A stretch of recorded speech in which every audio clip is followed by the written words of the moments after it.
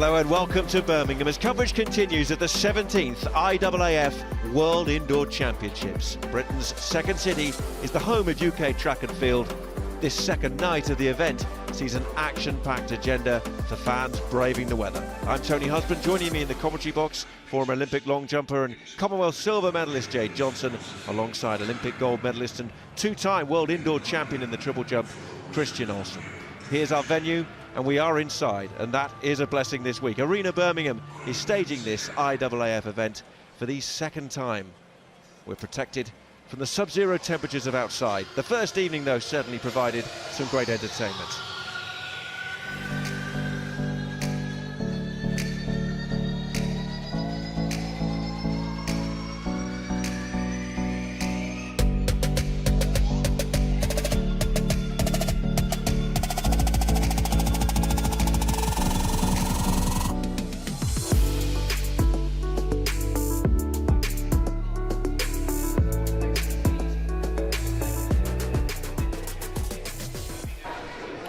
Three big finals, 3 gold medals dished out last night. The spectators arriving tonight welcomed by the event mascot. That's Ruby the Panda. 750 volunteers helping putting this event on for the fans, braving the very difficult weather in the Birmingham area to make their way into the arena where it is warm and toasty, and the action, we hope, will be red hot for them. And these are the stars, the athletes warming up down below, hurdlers, jumpers, and maybe the odd thrower out there as well. The climax tonight too will be on the track. We have a big final in the women's 60 metres.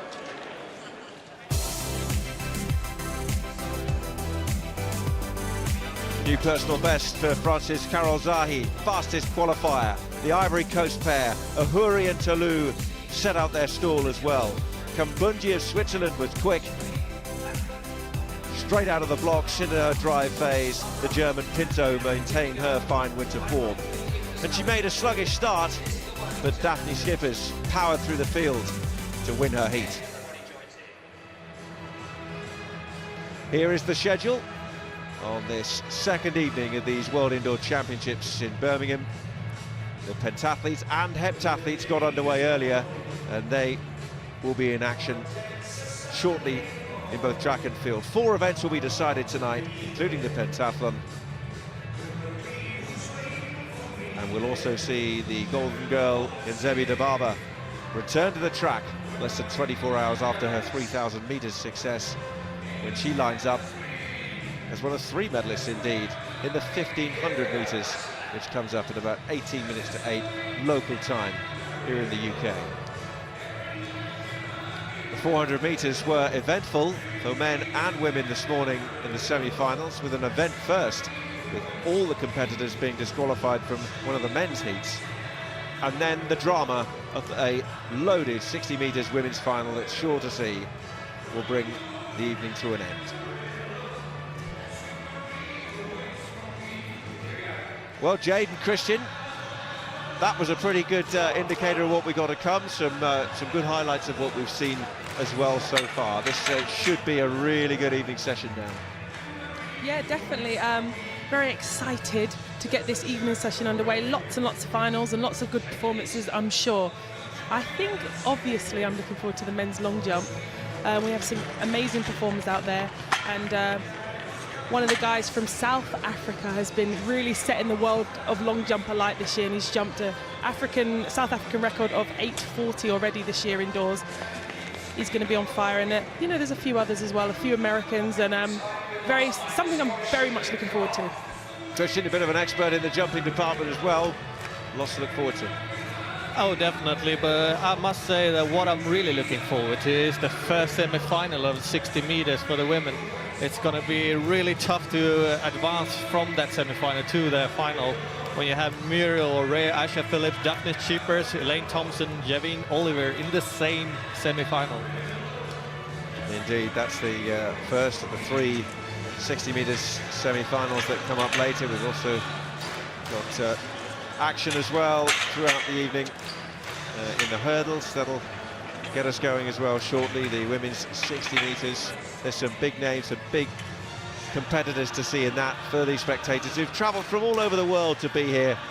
Swedish contingent have already got their seats. The Irish flags are flying as well for the short trip across the sea into the UK.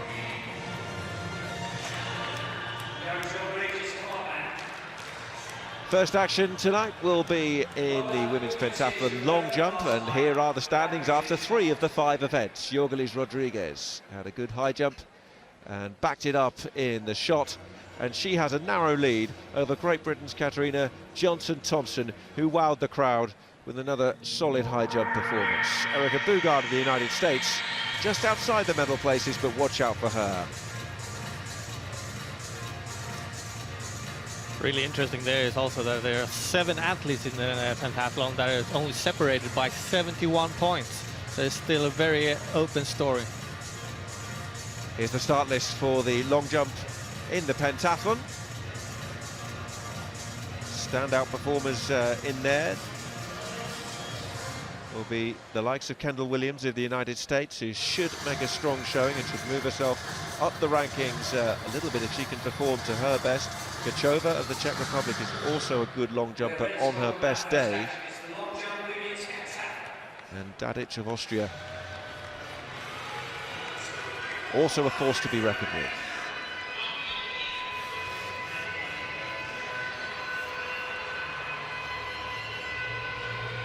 Well, they're going to get an introduction here, I can tell you that. The lights have dimmed. It's only the smartphones and the lamps that are giving us any idea of being able to see anything inside the venue. The build-up starting to happen, the beat pulsating.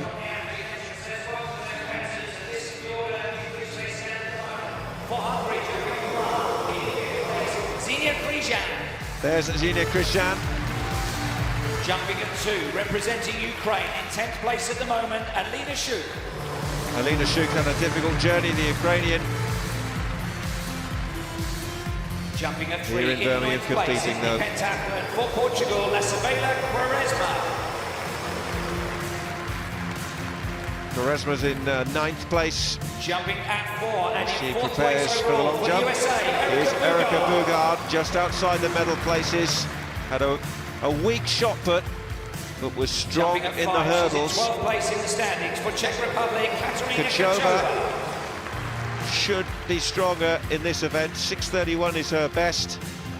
Jumping 6th, she's in 12th at the moment. USA, Kendall Williams will definitely be looking to go up the rankings, standing 11th. Strong performance in the hurdles, and she's a good jumper. Now Katarina Johnson-Thompson. On paper, the best in the field if she can produce her best, but that sometimes has been the big question for the home favourite. Jorgelis Rodriguez in gold medal position. Cubans know a little bit about quality jumping. We'll see what she can do. Ivana Dadic of Austria, also a good performer. We highlighted her. She's in the bronze medal position at the moment, so well placed. And Dimu was outstanding in the shot put. Antoinette Nanajimu. At the moment in the pentathlon for Czech Republic, Aliska Klučinova of the Czech Republic will be followed by the last athlete out, Caroline Agnew of Switzerland. Again, one of the more competitive jumpers in this field, and an event that she should be looking forward to after a sub-15-metre throw in the shot put earlier on, which gave her a healthy haul of 856 points as well.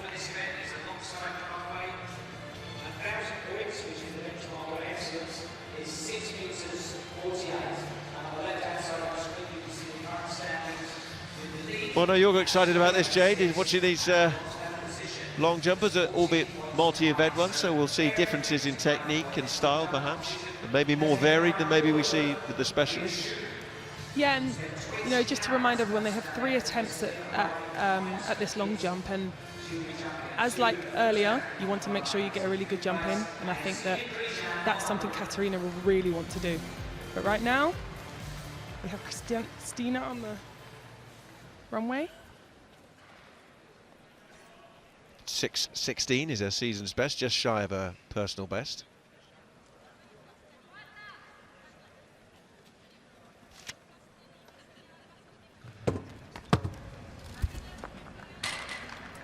And that's a foul on the first attempt, so she'll have 2 more. You want to just try and put a marker down in these events, but she will go into a second attempt with a no mark.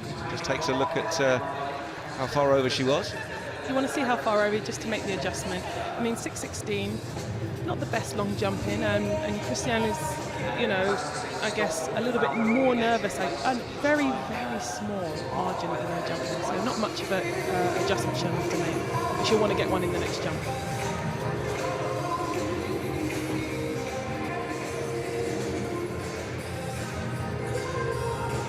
Next up, Alina Shuk of Ukraine.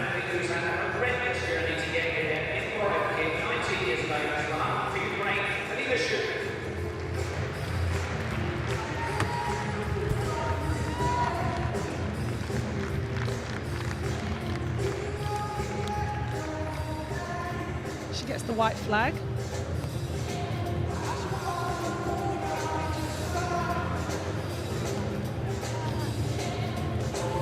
Technically not too bad. I think she's just a little slow on the runway for my liking. She's still got a little bit more to make up on that board, but a little bit slow on the runway, not really carrying as much speed through the board. And as we said, speed plus height gives you distance, so 5.75, I'm sure she'd want to improve on that. Quaresma now of Portugal is the next up with her first attempt, so Shuk has a mark on the board at 5.75. It's Quaresma's effort.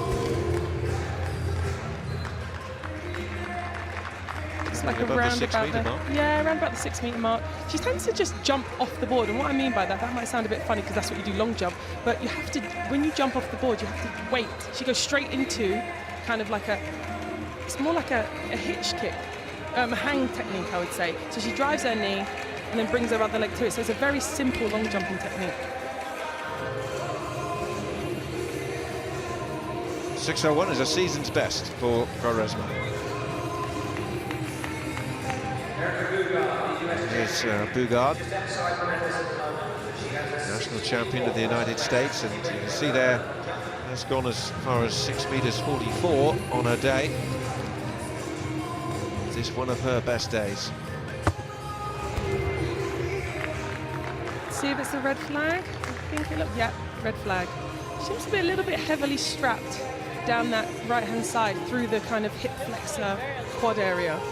Maybe that's going to give her a bit of problems. I'm actually surprised to see that she only has a PB of 6.44 and a season's best of 6.27, because she does bring so much speed in that hurdles. And you know, sometimes hurdles is a you kind of tend to see that if they've got good hurdles, they can kind of carry that over.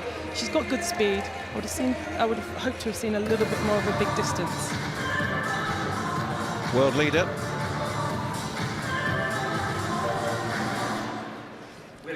Just shows you don't have to be the best to be the world leader.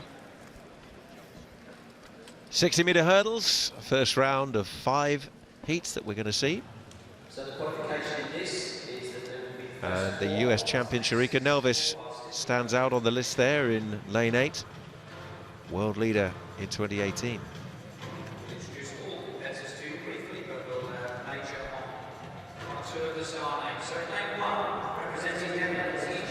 Heifie Boons of the Netherlands, the 2016 Dutch champion, was on the inside in lane 2 in this first of the 5 heats we're going to see. 60-meter hurdles. Vargas then, just outside her, the Greek Bezeridou, veteran Greek champion. Bendrat of Austria, a 4-time Austrian indoor winner. Veronica Borsi, the Italian record holder, is joined by Noralata Neziri, the Finnish record holder. And there she is, Sharika Nelvis, has been one of 3 Americans who has had an outstanding indoor season.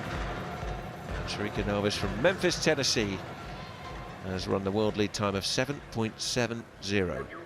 We'll see Christina Manning and Kendra Harrison later on. That's how you qualify. First 4 of each heat will go through, and they'll take then the next 4 fastest times. Five hurdles to clear. Boons in 2, Vargas 3, Bezaridou in 4, Bendrat 5, Borzi 6, Naziri in 7, and Sharika Nelvis in lane 8. And it is a clean start, and Nelvis has got away well. Borzi's also going well inside, and Bendrat has gone well, and there's a faller late on as well. As through went Nelvis in 7.97. Pretty routine for her, but a disappointing moment down there on the track, as I think Bezaridou may have gone in lane 4. It was indeed the 8-time Greek champion who went over. First 4, remember, qualify, and Sharika Nelvis in 7.97 takes victory ahead of Bendrat of Austria. Yeah, she actually got out pretty well. One of the best I've seen, actually. She looked very, very focused on the line. A little bit nervous as well, which I haven't seen as much. Very efficient hurdler. She looked like she was going to get out and then just see where she was. And as you see, she shut off a few meters before the line. She looks in very good shape. Yeah, here's an eye on her. Nelvis on the left. Naziri, who would finish 3rd, just on the right centre of the picture.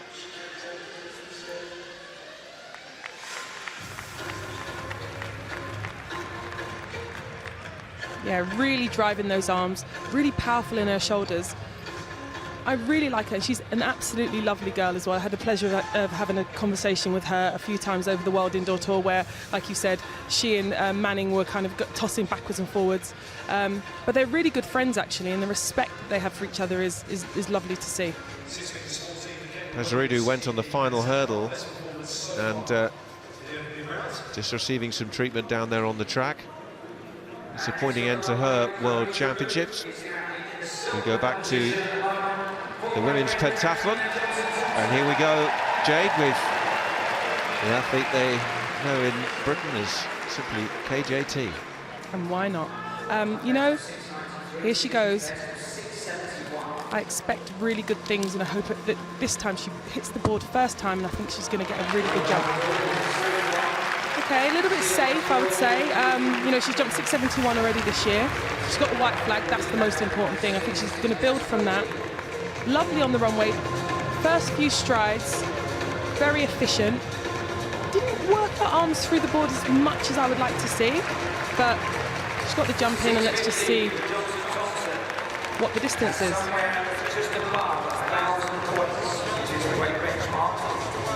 Okay, 650. And if you look at the rest of the girls in the field, I think the next best is around about 650, so she's by far the best in the field. Jorgelis Rodriguez now in gold medal position, and this, her first jump.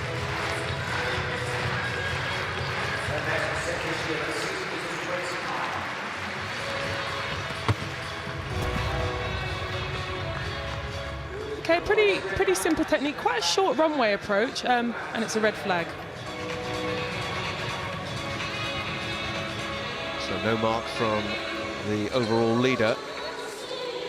It is Katrina Johnson-Thompson's 650, which is well ahead of the rest so far. Very close. Yeah, that was a marginal no jump there.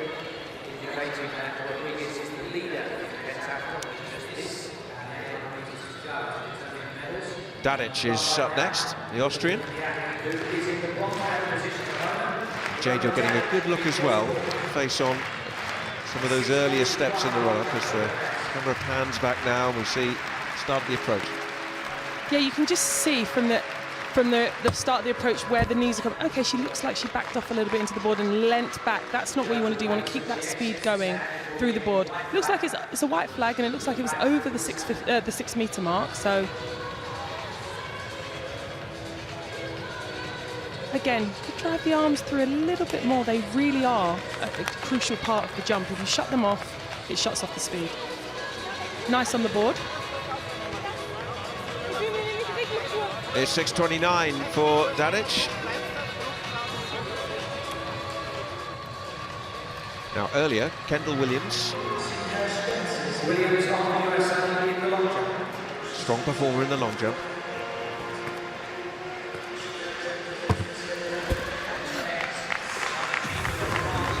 Okay, I'm noticing she's got a little bit of a heavily strapped left leg. I'm not sure we saw that. previously this morning, but it seemed like a little bit of a cautious approach to me, considering she brings so much speed. Backed off slightly.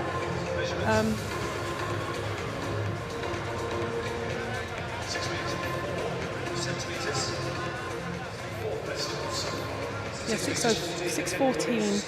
She jumped 6:54 as a best ever, so she would want to get that or close to that if she could, just to try and stay within the medals and the contention. Result of the first of the 5 heats in the women's 60-metre hurdles. Sharika Nelvis, the world leader, leading them home in that heat ahead of Stephanie Bendrat of Austria. 2 other qualifiers, Naziri and Boons. Bezarudu, an unfortunate faller.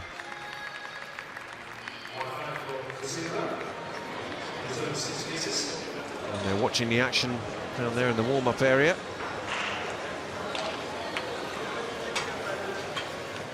Quite a gathering as well, keeping an eye on the early activity in this session.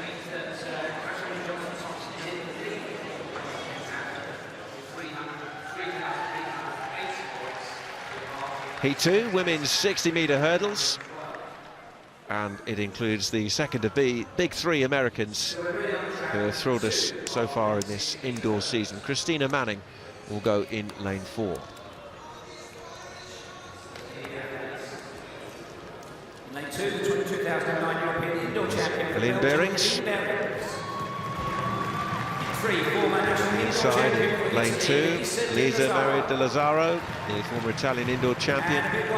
There's Christina Manning, 5th in the World Championships, a winner on the World Indoor Tour in Dusseldorf already this year, and only just outside Sharika Nelvis' time with her best this year. Bid Trott, a Euro bronze medalist in 2012 from Austria. Megan Mars will get a good reception from the British crowd. She won the UK title here just a couple of weeks back. Andrea Ivanchevich was 4th in Portland in 2016 in this event. And Isabel Pedersen from Norway completes the list in lane 8.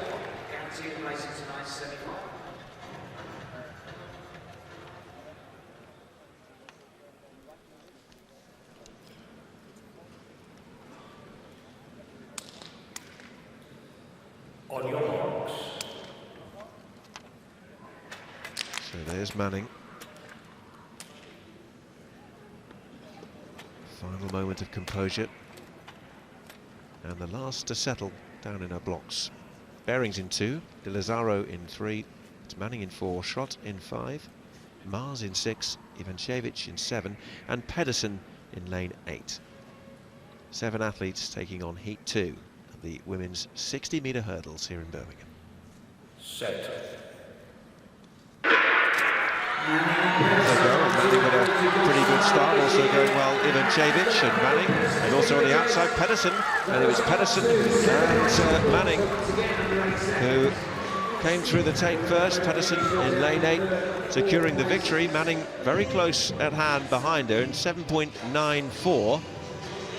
A strong showing though from the Norwegian former world junior champion on the outside there, and it's a personal best mark when confirmed. Little smile and a wave from Manning. Her work is done. First 4 in each heat qualify, so they can put their arm around each other very much as compadres at the moment. Personal best though for Isabel Pedersen, and victory in Heat 2, the women's 60-metre hurdles. Yeah, I think Isabella had a really good start. Clean race. She gets really nice to the first hurdle, so does Manning.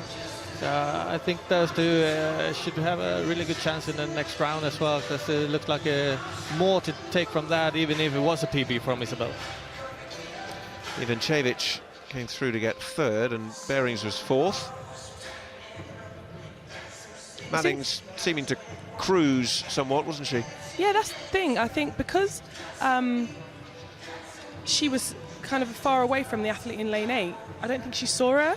And I think she slowed down a little bit too much, so now she's got 2nd, and I wonder what that's going to do for her lane draw. She's going to want to be really in the mix for the semi-final, because it's going to be red hot. And I think that she might have just caused herself a problem. Let's watch Nana Jimu in the long jump.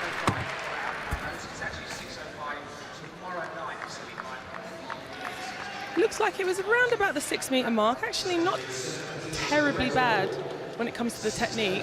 I think she could just hold and wait, what we call wait for the sand. She dives to the sand, as you see there, whereas what you want to do is try and wait as long as you can for the sand to come to you rather than you go down to the sand. Sounds simple, but sometimes very hard to do. There you go, 6:04.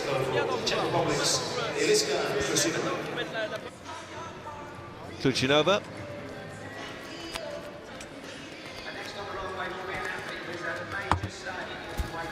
It's her first attempt, and again she's hitting in and around the 6 metre mark with that. 4th overall in the competition. Doesn't look too satisfied with that effort though. A little bit like Nicholas in the Pentathlon. She throws her head back right at the takeoff. It means that she's going to lean back a little bit and not go forward as much as she would like. 6:02.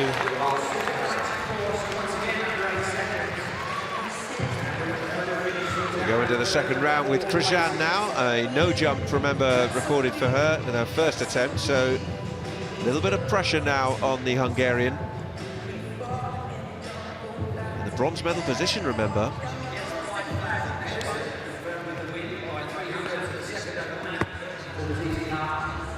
And looks a little better. Well, it's certainly going to be anything better than what she got the first time, because she's got the white flag. Well, remember, she's only got, I think, a PB or a season's best of about 6:16, so it's not, you know, she's not the most efficient long jumper when it comes to big distances, but actually technically not terrible. I think more than anything she's going to be relieved that she actually got a jump in, so she can carry on in the competition and really go for it in this last round and try and see if she can get back close to her season's best and even maybe a PB. 6:09. Now, Erica Bugard. Another no jump in the first round.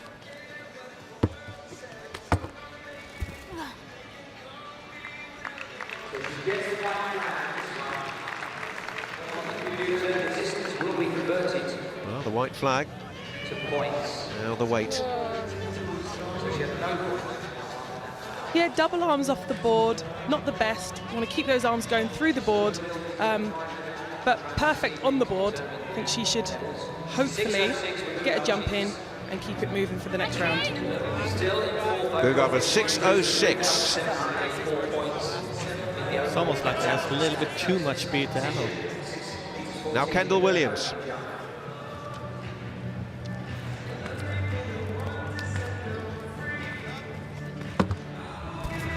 Jumped 6:38 this season. She's gone over 6 metres there. And that looks a little bit better from her. She brought a little bit more speed through the board. She's got the white flag. I think that's going to be a better jump. She drives her arms off the board and really waits and extends into that middle phase of her jump through the air. I think this might have made a bit of an improvement on her first round. It's 6:30 for Williams.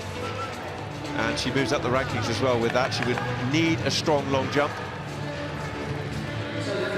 Now, the home supporters, no doubt, will get behind Katrina Johnson-Thompson.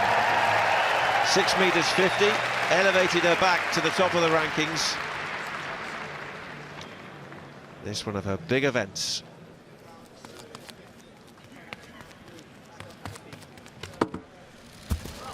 Yeah, she seems to bring a lot more speed on that. She looks like she dropped her feet, though. If you look at the way, it's a white flag, so that's good. But she looks like she dropped her feet. She's got a mark way further back towards the board than actually where she landed with her bottom. What you want to do is you want to bring your feet down and your bottom to your feet, so you leave the least amount of distance between your feet and your bottom when you land in the sand.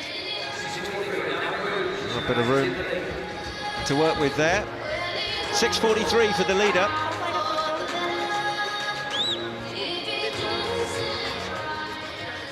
Result of Heat 2, the women's 60-metre hurdles. Isabel Pedersen of Norway with a personal best, 7.93, ahead of a coasting Christina Manning of the United States. Ivanchevich and Behrings, the other two automatic qualifiers.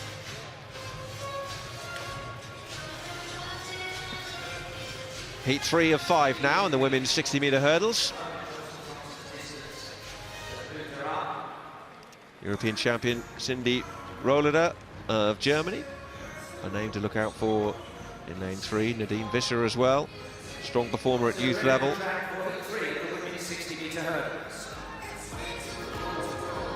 In lane 1, the former European junior medalist Marilyn Noala, a talented heptathlete as well as a strong hurdler. Nestrik has won the Romanian title 8 times. Lane 2, Cindy Rohleder, a European champion indoors and out. There she is, bouncing. Typical introduction for Michelle Jenica. Here's Nadine Visser. Westerland of Sweden outside her in lane 6. Elvira Herman, the Belarusian athlete, is in lane 7. And Devin Charlton of the Bahamas. The Bahamas record holder on the outside in lane 8. On your marks. Rohleder, a stellar performer on the European level, trying to transfer that now onto the world stage here in Birmingham. Noala in 1, Nestrik in 2, Rohleder in 3, Jenica in 4, Visser in 5, Westerland 6, Herman in 7, and Charlton in lane 8. Little look at Noala composing her last thoughts from lane 1. Off they go, and it was a good start right on the outside from Charlton, and the emerging one is Rohleder as well, and it's those two, and along with the Netherlands, Nadine Visser, who will join the list of automatic qualifiers, but Devin Charlton of the Bahamas, and also Cindy Rohleder leading the group home in 7.95, with Charlton claiming the victory on the line, just ahead of the German Cindy Rohleder. But she got out well, started well, and maintained that, and it's a season's best for Devin Charlton in winning that heat.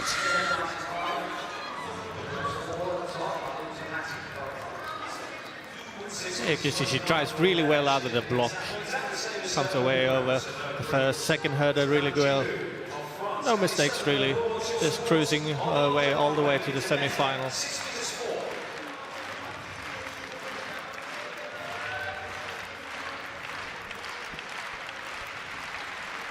It was quite a tussle, third and fourth, the other automatic qualifiers, Visser and Herman of Belarus coming through. Charlton just edging out Rohleder for the race victory, 2/100ths of a second. Disappointment for the British fans, Noala was down the list. Confirmation of the results of Heat 3 of the women's 60-metre hurdles. Devin Charlton of the Bahamas with a season's best mark of 7.95, and of the European indoor champion Cindy Rohleder of Germany in second. The other automatic qualifiers, Visser and Herman.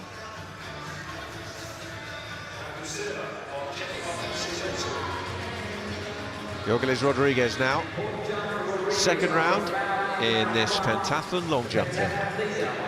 Yes, she's definitely going to want to get one in on this jump. She was right up there at the start of the event, so in the standing, so she's going to want to get a jump in. Gets pretty good height off the board. I feel like she's just got such a short runway approach that she can't really bring the speed that she needs. Maybe she's not as efficient in the long jump. So, you know, like we spoke about earlier with the shot putters, some people have good events, some people don't. And I think that considering she's a pretty good high jumper, surprising she's not as efficient in the long jump. And as you see, middle of the board, that's what you want. 6:15. Third place for Rodriguez.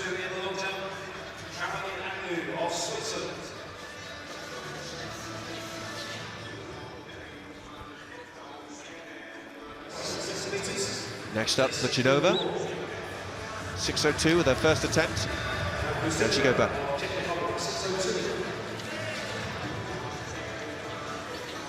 6:27, her season's best. Okay, so she attacks the board and starts off pretty steady in her first 3 strides, which is you want to see, you want those controlled. She's got the white flag there, so that's a good mark right there. But you know, she carries the speed quite good through the board. I just feel like she's a little messy through the air and into her landing. I think she's losing a little bit on the landing, but as you see there, a few centimetres to spare on the board. So she got most of the board, so she's not losing anything distance-wise there. And there you go, 6:20, and she seems to be happy with that. Give it a little clap, as you say. That's all you want. Well, we saw the faller in the earlier heat, Pesarudu of Greece, and it's nice to see it's all smiles and laughs now as she gets patched up. No doubt receiving a few social media messages. You might be actually watching our feed and watching the race back, so if you're watching it in a minute, stick with it, Pesarudu. Bad luck from all of us as we go back to the long jump. Krishan. So Krishan's got 6:09 to her name at the moment, and a foul in the first round. So she starts off pretty, you know, safe, sets up that run up really nice, and that looks like it might be a no jump. Yeah, she was pretty far over the board as it looks. Here's Alina Shuk of Ukraine, a no jump with her second attempt, so this her last jump. Yeah, she's going to want to do something better than 5.75. I mean, it wasn't so bad leading through the board, but as you saw there, she's diving into the pit. You want to hold that as long as you can. You want to stay in the air as long as you can, and you're eventually going to get to the ground, so wait for the ground. Don't go to the ground.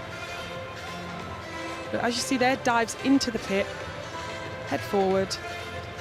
Oh, very close.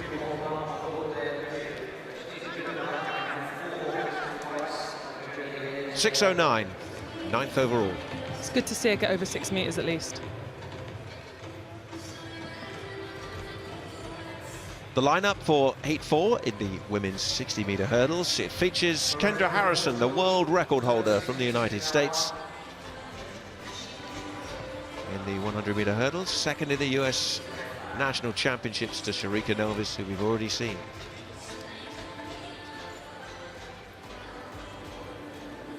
So it's time for Heat 4 of the women's 60 hurdles. In the lineup goes from lanes 2 to 8. Rita Hursk of Finland. Here's Luka Kozak of Hungary. And it's a big welcome to the woman who set a world record in London. She set a world record in London. She's back in the UK. And what can she do over 60 meters? Kendra Harrison. Karol Ziketh is alongside her. Anna Protsisina, multiple national champion of Ukraine. Lindsay Lindley runs for Nigeria, 28-year-old now. And 37-year-old Angela White of Canada, 3-time Commonwealth Games medalist, is on the outside in lane 8.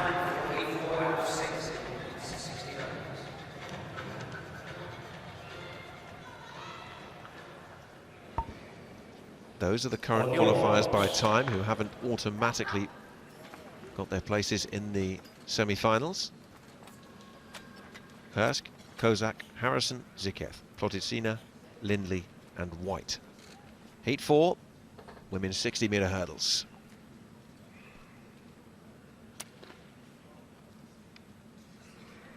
Harrison's 7:72 is the second best time in the world this year.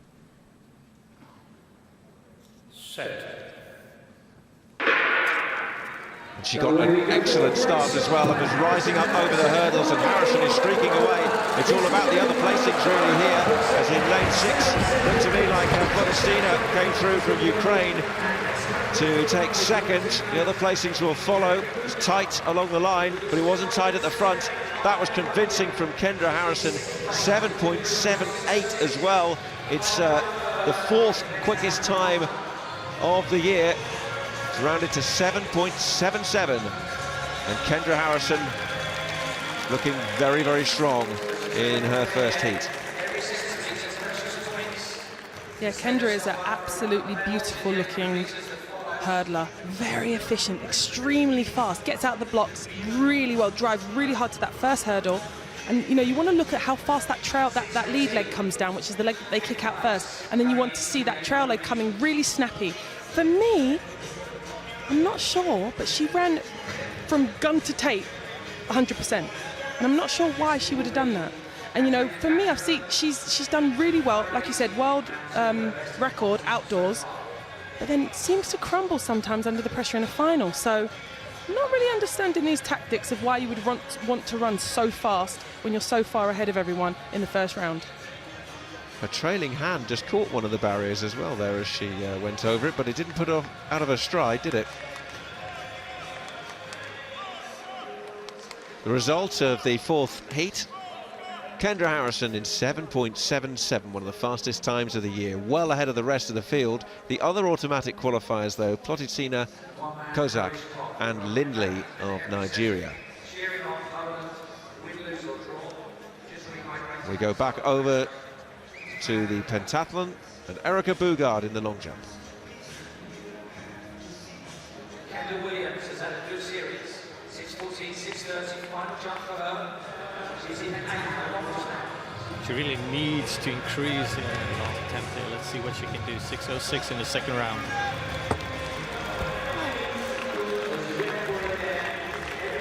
It's like she has a lot of speed coming to the board, but she can't really handle it.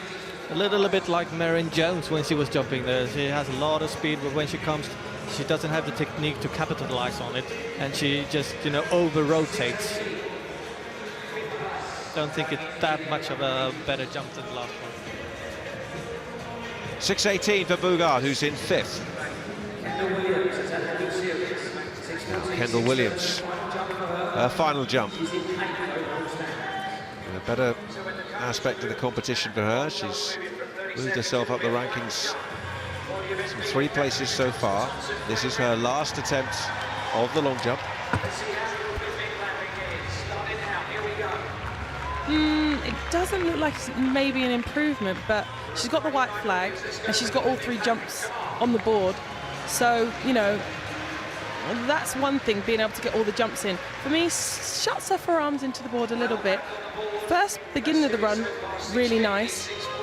But you see that heavy strapping on her foot. I think she's just backing off into the board because she can't handle it with maybe she's picked up an injury. So 6:21 in the third and final round. 6:21 for Williams, 8th overall. And here she is, Katarina Johnson-Thompson. Yeah, Katarina will really want to put in a good mark now and put some daylight between her and the rest of the field. You pick up a lot of points in the women's long jump, and she's capable of really big distances. Pretty good jump. I'm just trying to kind of guesstimate what she's jumped. Looks like it might be an improvement on her first round. She doesn't look very happy with that jump, but shutting her arms off for me through that board. It's really important to carry that speed through. Keep those arms driving and drive that arm up. It will help you get off the board. Well, she's matched her first round attempt, actually. Bang on, 6:50 again. Back up to the top of the rankings, ahead of Jorgelis Rodriguez of Cuba, who's jumped 6:15.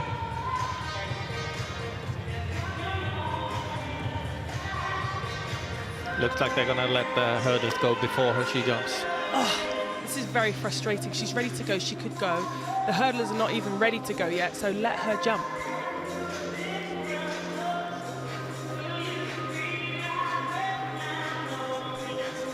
Yeah, she's not going anywhere for now, and that's why.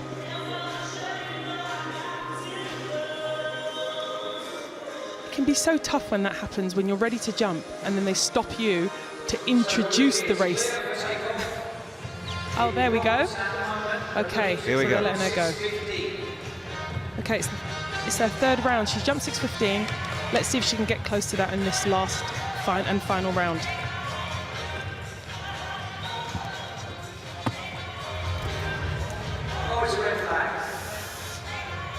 Oh, I think, no, red flag.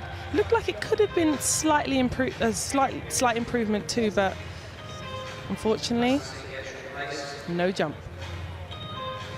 And that's a blow to her because she came into the stage of the competition In very good shape, but a no jump there. 2 no jumps out of 3. And she's dropped her 3rd in the overall rankings. And the next athlete to jump is the athlete in silver medal at the moment. 6:29 down 1, 6:29 down 2. You've got a damage of Austria looking for your support. The 5th and final heat of the women's 60-metre hurdles. Sally Pearson, the Olympic champion in 2012 in London, the world champion in the same city and the same venue just last year. She'll go in lane 5.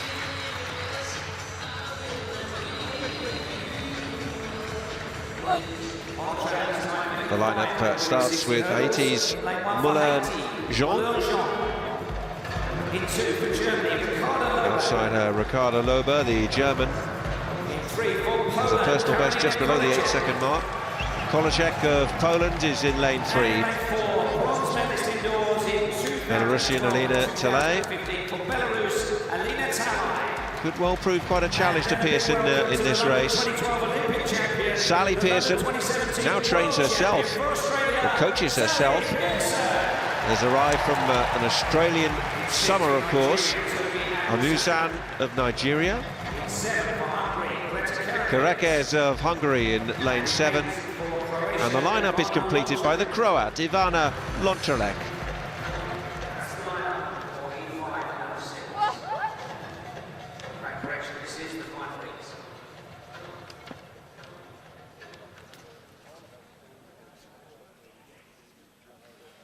On your marks. So Sally Pearson, who's had 2 real stellar moments in the United Kingdom in major championships. Settling down in her blocks now. Part of the lineup of the 8 hurdlers in Heat 5.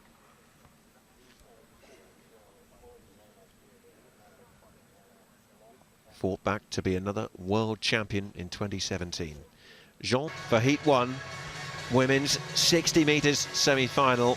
And as we look down the centre of Arena Birmingham, there are some very, very fast women standing by to get into their blocks. This is a loaded heat, and remember, only the first 2 in each will qualify for the final, and only 2 fastest non-automatic qualifiers as well. There's Daphne Skippers. She didn't look at her best early on, but she did go on to win her heat. Elaine Thompson didn't win her heat. Semi-final, first of 3 in the women's 60 metres. Fantastic lineup, the likes of Ahure, Asha Phillip representing Great Britain home interest, Daphne Skippers, Elaine Thompson and Javion Oliver as well, the world leader in lane 8. Let's meet the athletes. First of all in lane 1, the national silver medalist from Switzerland, Aya Del Pont. Del Pont of Switzerland goes on the inside in lane 1. Lane 2, a world bronze medalist over 100 metres from Trinidad. There's Kellyanne Baptiste of Trinidad and Tobago. Lane 3, a world silver medalist The Ivory Coast, Muriel Ahure won her heat earlier this morning in Birmingham. In lane 4, the current European indoor champion. Big cheer for Asha Phillip. She's a European indoor champion. She's now on the world stage in front of a home crowd. Daphne Skippers hasn't looked absolutely on top form in the last couple of weeks, but a fierce competitor. Right next to Elaine Thompson. Ran 7.20, finished second in her heat. Yang was impressive, certainly made a very strong start in her heat on the way to qualifying. Javion Oliver is the world leader, the US indoor champion. She's out in lane 8. Slightly indifferent display this morning. On your marks. So a stellar lineup for the first of 3 semi-finals, women's 60 metres.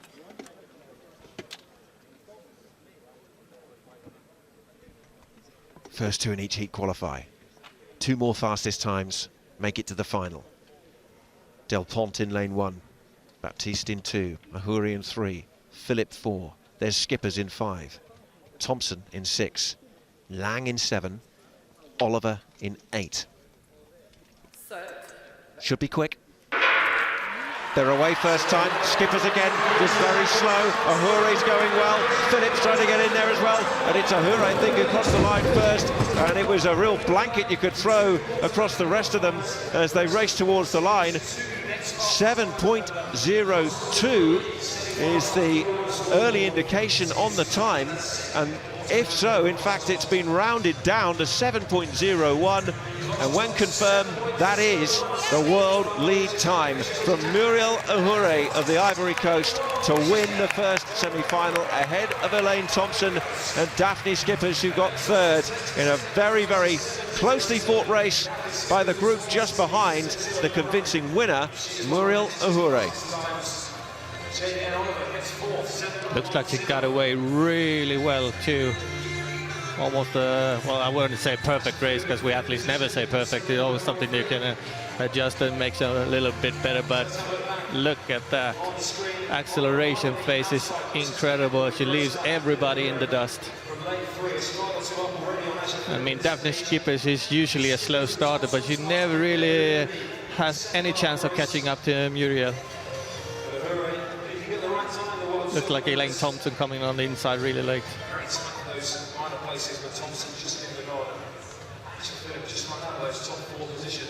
Well, Skippers has to dig herself out of a bit of a hole, doesn't she, with some of these starts, but the power shows through, and she came through to record 7.09. Britain's Asher Phillip in 5th. But remember, it's only the first two who are the automatic qualifiers, so it's Ahure and Thompson who are guaranteed, but it was a quick race. Skippers 7.09, and Javian Oliver, who went into the event as the world leader, she ran 7.10. They'll have to wait and see. Confirmation of the result in the first semi-final, the women's 60 metres. A world lead time from Muriel Ahure of 7.01 to take victory. Elaine Thompson is the other automatic qualifier. Daphne Skippers and Javian Oliver ran quickly, as did Asher Phillip. But for the moment, they are playing a waiting game. Sprung on the big screen with one of the biggest bags of crisps you've ever seen in your life as well. Proudly back, just point this up. So they got there well. Well, this physio looks like he's been busy. He was patching up the Greek girl a little bit earlier, and now he's doing what we call a hip flexor stretch. Gets that. Christian's face is grimacing. He remembers these very well. It was a good stretch, though. Yeah, but very, very painful. Especially for me, because I was not, limber. You weren't the most flexible, Christian. Yeah, it is mildly uncomfortable sometimes watching that, particularly for those of us who are sitting cramped in a commentary box with our legs not moving too much for the next few days. Yeah, I could definitely do with one of those stretches right now, because my hip flexors are feeling a little tight doing all this sitting. And of course, all this very cautious walking through the snow to and from the venue outside. We have a heavy covering of snow now in the Midlands of the UK, despite the fact that it's the second day of spring in Western Europe. It's okay. It means summer is still close. It's not that far away.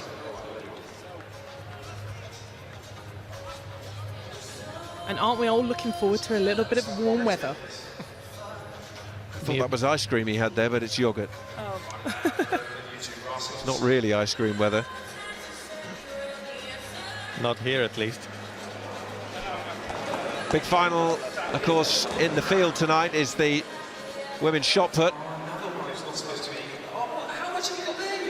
Yeah, it'll be really interesting, because obviously this morning we had the pentathletes doing the shot put, and I was saying to you, it's very simple technique, and you can see the difference later on this evening when these women who are amazing shot putters, and they're big girls, powerful, strong, the way that they move.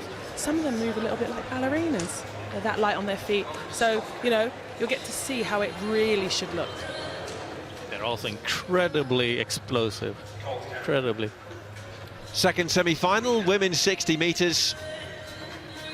And it features Tatjana Pinto, who's been in good form, the German, in lane 3. And look out for the other Ivory Coast athlete, Marie-Josée Tallou. Strong performer in 2017. Sprint silvers at the World Championships. Winner in Glasgow last week. The Canadian Crystal Emmanuel will go on the inside in lane 1.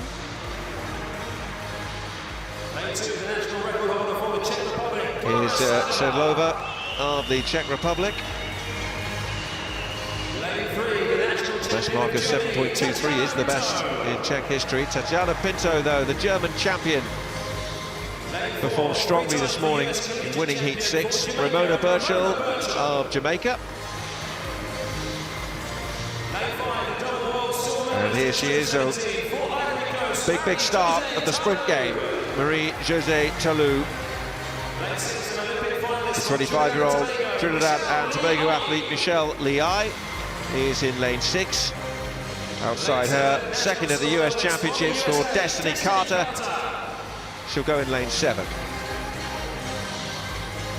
And the very talented Iva Swoboda of Poland, European 100-meter under-23 champion. She's on the outside in lane 8. It looks a little bit like they're going for the competition who's got the best body art, I think, in this heat. Well, Swoboda has certainly had some additions since I last saw her in competition. Ohure's world lead mark now sits on that page of significant performances.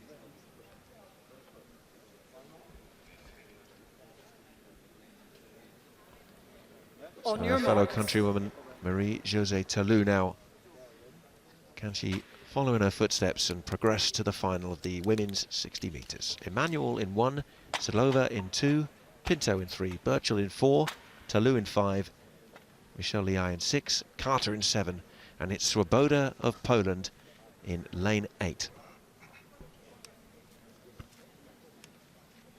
Pinto, the World Indoor Tour winner this year, going in lane 3.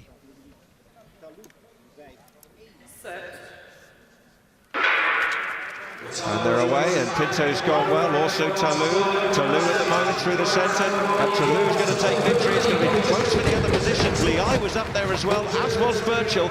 Not as strong from Pinto initially. They'll have to wait for the shake-up of the final placings. But we saw an Ivory Coast performance of some excellence in the first semi-final, and we've seen another one there, 7.08. I mentioned Liai produced a strong finish, and she joins those waiting to just see what the other placings will be confirmed as. But no doubt about the winner. The Ivory Coast have done a double so far in the semi-finals. Marie-Josée Tallou in 7.08 takes victory. Yeah, Tallou got out the blocks, as usual, really well. Pinto actually gets out, she drives out, but she looks like she was slightly over-rotating to me, leaving her hips behind. So therefore, when she comes out of her drive phase, it was really hard for her to make that transition. And as you see, by this stage, Tallou is already up into her drive phase and amazing leg speed. Look at that, the way that she's attacking the floor with her feet. Oh, that was really close on the line. Only the first two, remember, automatically qualify, and I think Liai has come through to get that second place, so there's going to be a wait for Burchell and Pinto. And see the fierce determination on Tallou's face there.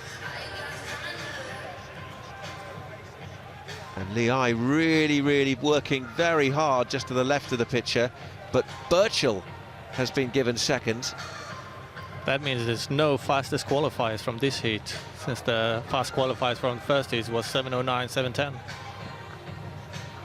Well, you can see just how tight it was. I thought Liai had just snuck in there, but it's Burchell who they've given it to. They're still waiting because it is that tight. Yeah, the German team and Pinto will be very disappointed with that, because she's definitely one of the favourites coming in here, and I just don't think she looked like she got out very well and transitioned into her upright running, and I think she'll be extremely disappointed if she hasn't made that final.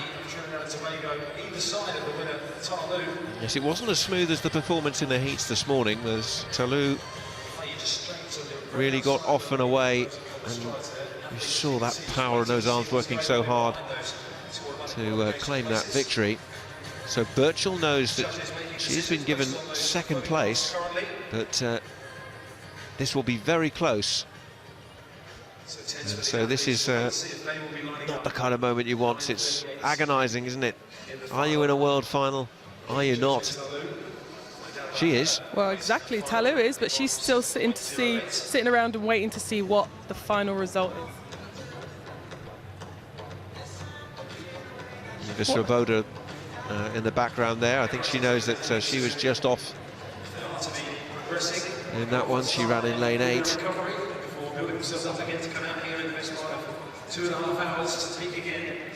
Interesting them just all standing around waiting to see what the result is. Well, the only thing I could see that could change this is if somebody has exactly the same time as Ramona does, and if she does not, then that would mean that they aren't in the final.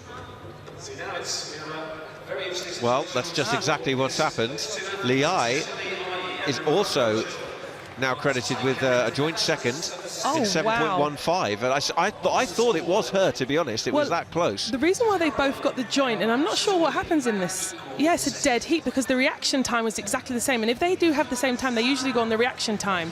And actually, they've got exactly the same, 0.145, both of them exactly the same. And the time that they ran, 7.15. So I don't know how they're going to have to put 3 of them through as big cues rather than. I don't think this is the reaction time. This is the thousandths of a second. So they ran 7.145 each. Oh, so they were. That was. It is a true dead heat then. True dead heat. So Birchall and Liai with exactly the same times. Talu can just watch on as an interested observer. And this is Liai. Yes. Well. Yes. She just thought. I think she would have felt with that finish that she must have been close. And maybe that's why she was waiting around, because I was thinking, why is she waiting around? But she knew, and, you know, that they had already put the result up, but she knew something, you know, and I think an athlete's instinct often is right. So the question we got to ask now, what will they do? Because they don't have a 9th lane. Aha. Dilemmas. It's a good question. I'll let you have a few minutes to think of an answer. We'll get confirmation on what will happen for that after the final semi-final. Here is the third semi-final, the women's 60 metres, which includes British interest from Bianca Williams in lane 1. Kambundji ran well earlier today, and so did Zahi of France. But Gayon Evans is a non-starter, the Jamaican, who would have gone in lane 7. Okay, let's decide the final finalists for the semi-final number 3 in 60 We could see the spectacle of some kind of runoff, I suppose. Seen 1 or 2 of those at World Championships, and they can be highly entertaining, very dramatic. But anyway, we'll worry about that later. Bianca Williams introduced from Great Britain. Bongiorni of Italy will go outside her in lane 2. Kambundji, the European bronze medalist in 100 metres, second in her heat earlier in lane 3. Karina Horn, South African record holder, second behind Daphne Skippers earlier in her heat.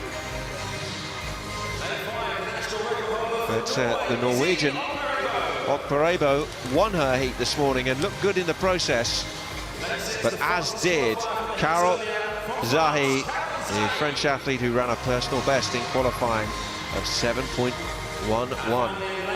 And Kielbasicka of Poland is on the outside in lane 8 with lane 7 vacant. Semi-final number 3, the women's 60 metres.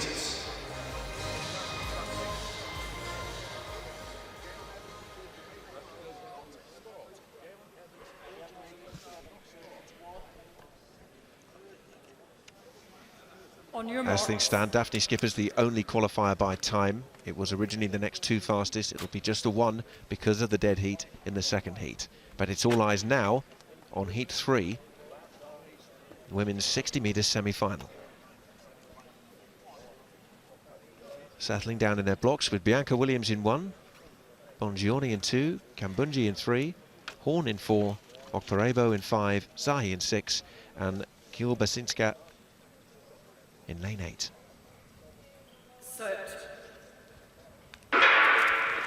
And they are away first time, nice and clean, and driving through towards the line. Kambundji's going well, and she's going to take victory. Certainly, it will be Mujinga Kambundji who got the victory. Okparebo, I think, was pretty close up there, along with Zahi competing for second place. That'll be very close to see when we get a look at the line. 7.10 seconds, and Zahi finishing strongly, along with Okporebo in there. But Kambundji, second in her heat, first in her semi-final. 7.10 seconds for the Swiss athlete, and she is definitely through to tonight's 60 metres final.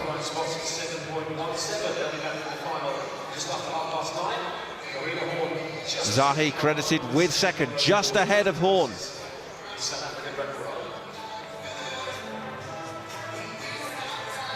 And with those times as well, remember we've had the drama in the previous heat as we look back on the highlights of this one. Yeah, it's a really good race by Kambundji. I think she looks relaxed and does her own thing. Zahi is not coming up the way she did in the first heat,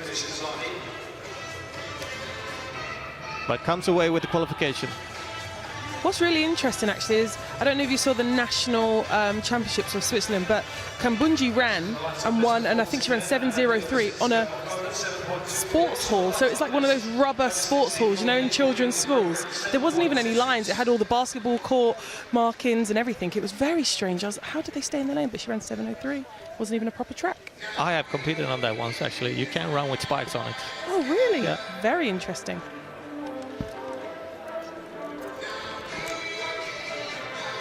Well, Kambundji, 7.10 to claim victory in that semi-final. Carol Zahi has had a good day, and she's qualified for the final in second place, just pipping Karina Horn and Okporebo as well, who are only 0.02 of a second aside from her. It was a very close race for those first four places, but of course only two qualify. Confirmation of the results, the third and final semi-final for the 60 metres women. Kambundji takes the victory ahead of Carol Zahi of France. Karina Horn edged out though from South Africa, along with Okporebo. Britain's Bianca Williams with a personal best mark, but out of the key placings. Confirmation of the result of the second semi-final and 3 qualifiers due to the dead heat between Michelle Liai of Trinidad and Tobago and Ramona Birchall of Jamaica, who both had identical times, behind Marie-Josie Talou, who won the race in 7.708.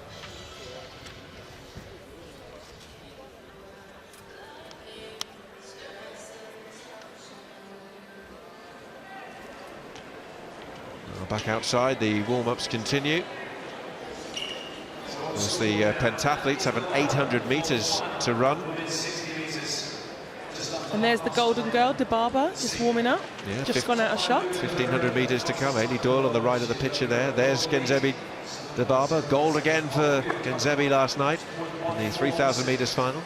She looked really happy with it as well, so it'd be interesting to see how the girls that ran yesterday in the 3,000 come up today in this 1,500. Yeah, they're all there, so interesting to see how those podium finishers get on going into the 1,500 metres qualifiers. And they take place in about half an hour's time.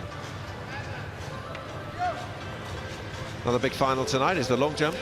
Yes, I've been having a sneaky look while a few of the other things have been going on, just to see how the guys are getting on in their warm-ups. That, you know, we have about 30 minutes warm-up before the event starts, and you know, it's where you do a few run-ups, check, see everything's all right, and how you're feeling. I've actually noticed, I think Dendi from the US seemed to be a little bit off. His whole run-up was nowhere near, so it'd be interesting to see. You don't really get that amount of warm-up attempts nowadays, just because there's so many guys and there's not that much time.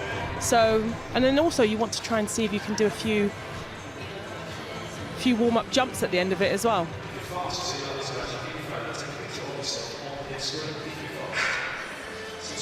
I think this is Lawson of the USA. He won the US trials with a pretty long jump of 8:38, so let's see if he's in that type of shape tonight. Hopefully he is.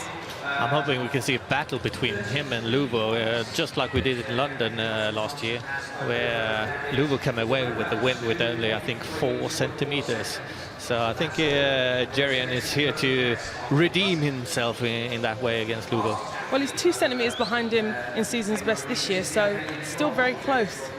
We'll see what happens. Absolutely, and then we have the Cuban as well, Echevarria, and he's only, I think, 19 years old.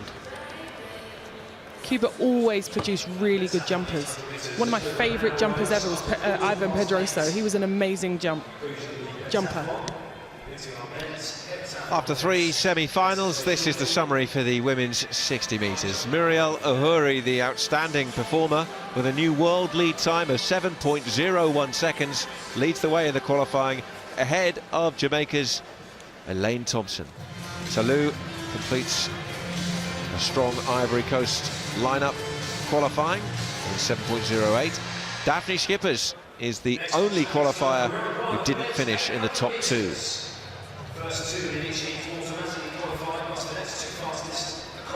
On the track, it's the first heat of 2 in the men's 800 metres. Essentially, these are semi-finals with just the 5 runners going in each. It's a field overall of 10 for this event. On the outside, lane 6, Alvaro de Arriba, Spanish indoor champion. Here's the American Drew Windle, second in his national championships with a really strong finish. Andreas Kramer of Sweden will go in lane 4. There's a hometown boy in lane 3. He's got his family here watching him, and he's got quite a backstory. Elliot Giles fought back from a nasty traffic accident back in 2014. A dream to be on a world stage in his hometown as we look at Hamada Mohamed, the Egyptian record holder.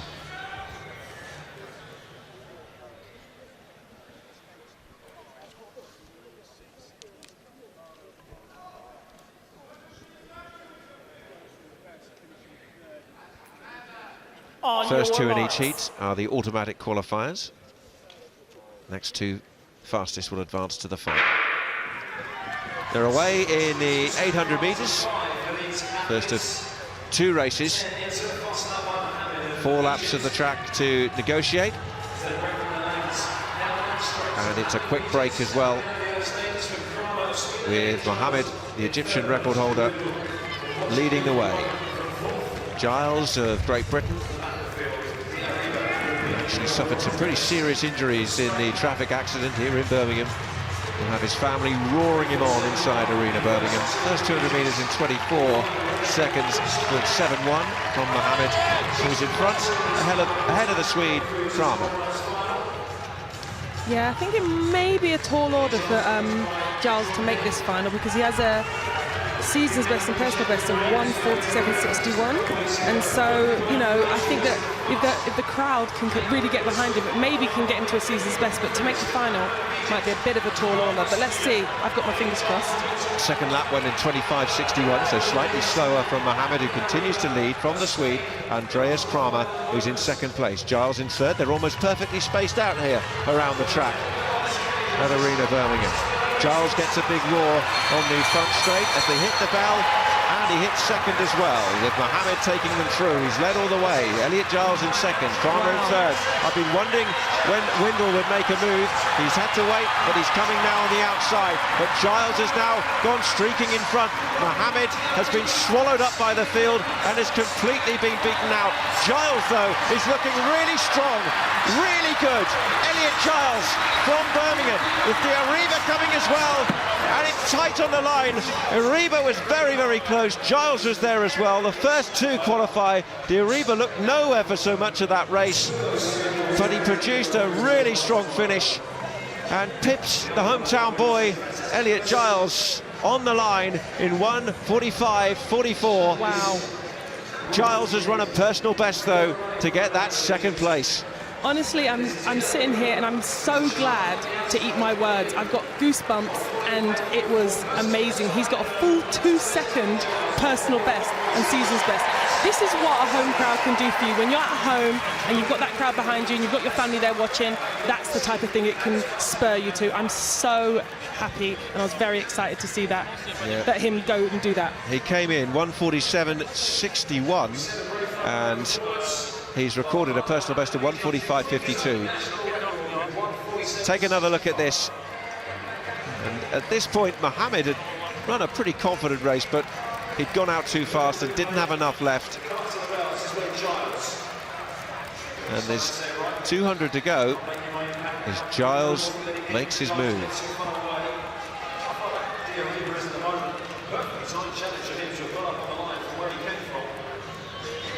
And even at this stage, you're thinking, well, he's gone early. Is he going to have enough in the tank? And you can see him looking up there as well at the big screen, which they're running to. And the likes of Windle and Kramer trying to get into the race. De Riba, though, don't forget, he's going to win this race. Look at where he's come from and what he's had to do. Mohammed has faded badly by this point. But Giles, well, he looked strong and he looked confident. And although he was just pipped on the line, he slightly ran out of the gas. He managed to hold off the challenge of Windle and secure that second automatic spot. He showed a great deal of maturity in that race, and I really like the way that he handled himself and the pressure and all the expectation in competing in front of a home crowd. Instead of it getting to him, he actually used it to spur him on, and it's an amazing performance. Well, De Riba looking completely composed as he produced a late spurt, a really strong finish. The Spanish indoor champion, and he found something late and actually almost casually took the line as Giles held off, but Windle will be the one disappointed. Confirmation of the results, the men's 800 metres. Alvaro de Riba of Spain qualifying first in 1:45.44. A strong personal best in front of a home crowd from Great Britain's Elliot Giles to claim the second automatic qualifying position ahead of Drew Windle of the United States, whose personal best could still be enough.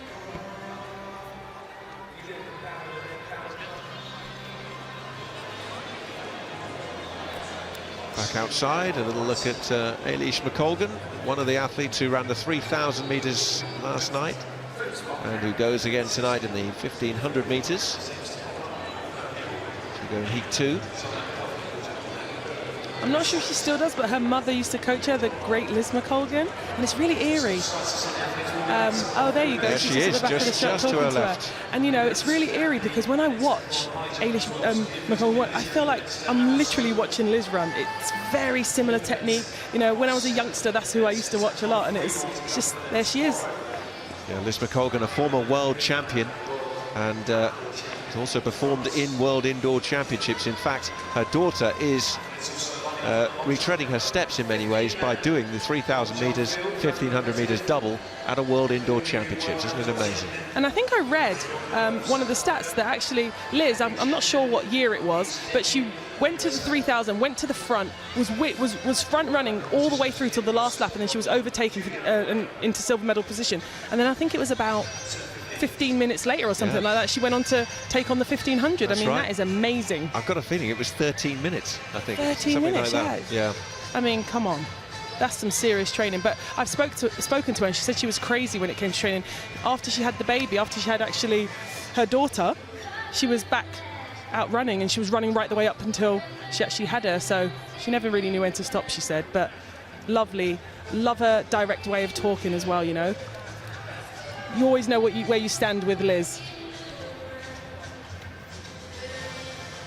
Imagine that means some tough moments in training sometimes, if she can be very quick to get her point across.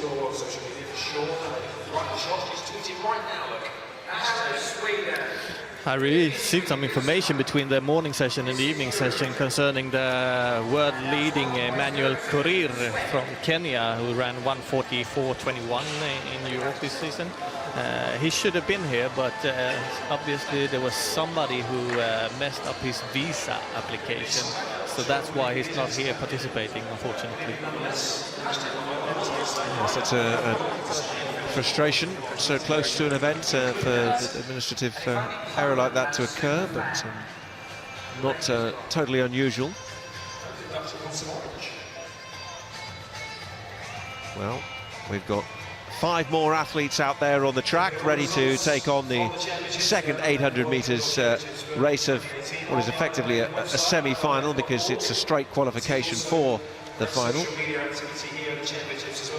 So 10 will take on the 800 metres across these 2 races. We've seen the first 5, and we saw a Spaniard win the first race.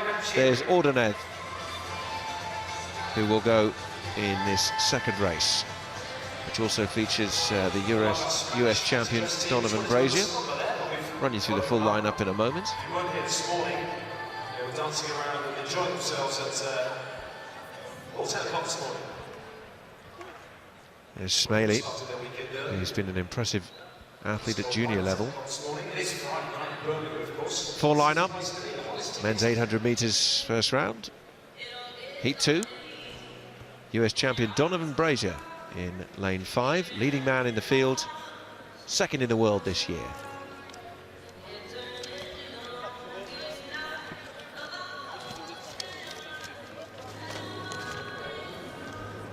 Okay, let's go. Mustafa Smaley, 2016 World Under-20 bronze medalist in Bydgoszcz. We're there to see that as the Moroccan made one of his first moves on the world stage, and here he is now in the full World Championships. Donovan Brazier has run the second quickest time in the world this year in Albuquerque at the US Championships. But Adam Kaszot of Poland is always a standout figure, a Polish legend, and inside the world top 10 this year. Saul Ordonez of Spain in lane 3, and it's the Burundi athlete who's just inside him in lane 2, Antoine Gakimi.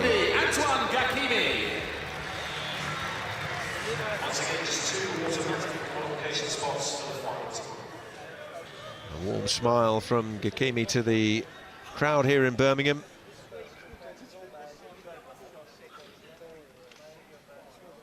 Gakimi, Ordonez, Kaszot, Brazier and Smaley.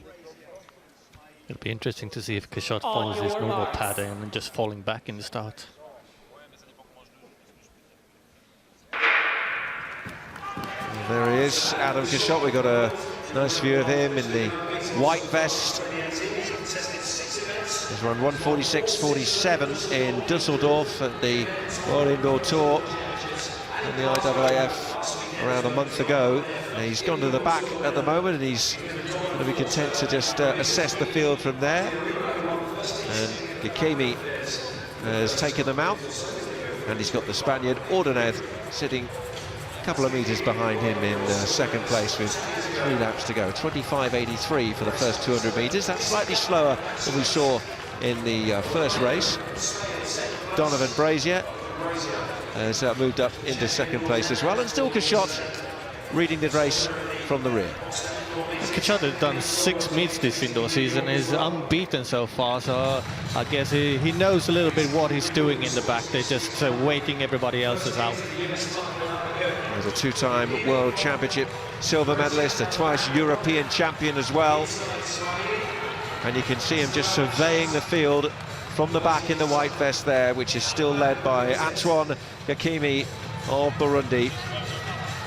The others grouping up, and now Kaszot makes his move, comes round the outside as they hit the bell, and it's Kaszot and Brazier now who are heading the march for home, because the first 2, of course, qualify automatically. It's a good battle though, and they're really tight between the Spaniard Ordonez and Brazier, and Ordonez has just brushed his way past Brazier, who looks to be struggling now.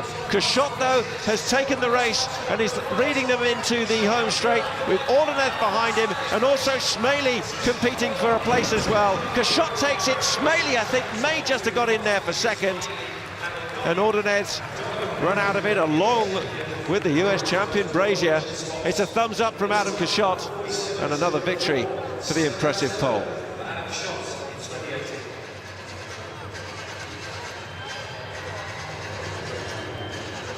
(1:47.02).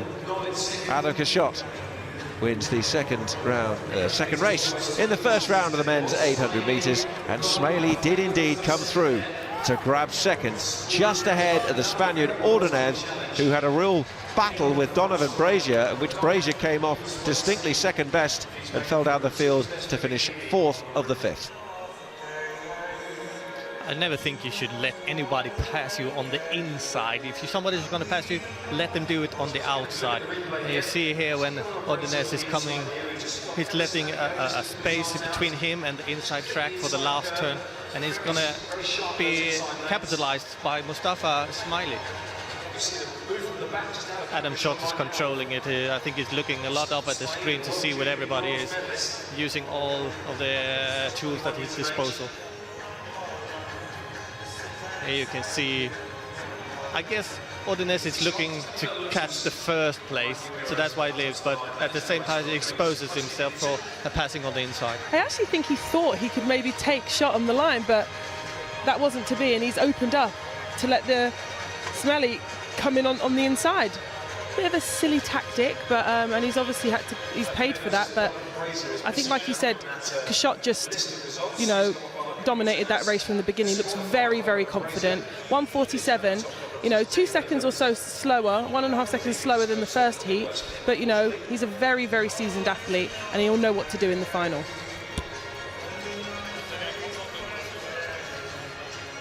Well, it really knocked the stuffing out of Brazier, didn't it? His race was pretty much run, and he knew he wasn't going to catch up with any of that front three, but Smaley's finish proved crucial for the automatic qualification.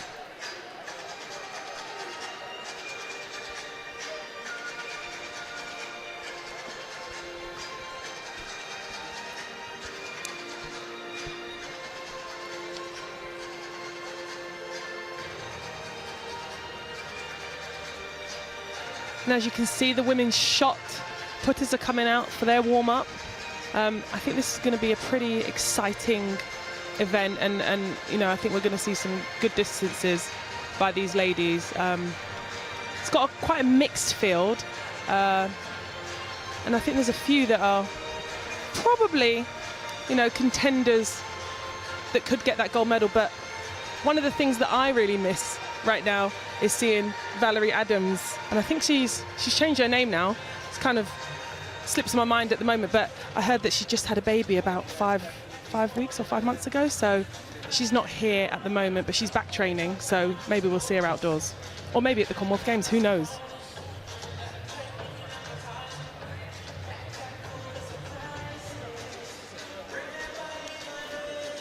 Well, big final for these women coming up here in Birmingham on this second evening, these World Indoor Championships.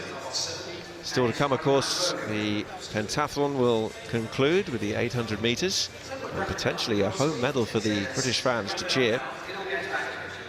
And there's a super 60 metres women's final also to come later on, loaded with talent and stars.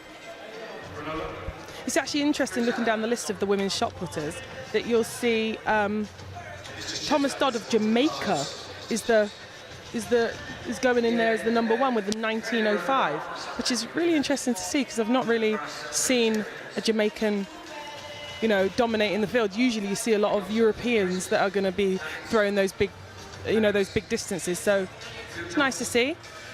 I think the favorite is going to be Gong Lin Yao. She's the world champion from outdoors in 2017, and she finally became a global champion after 2 silvers and 4 bronzes. Meanwhile, the heptathletes, led there by Kevin Mayer, are also preparing for their next event. They'll get going in about 15 minutes in the high jump. So just to remind you of where things stand in that competition on this, their first day.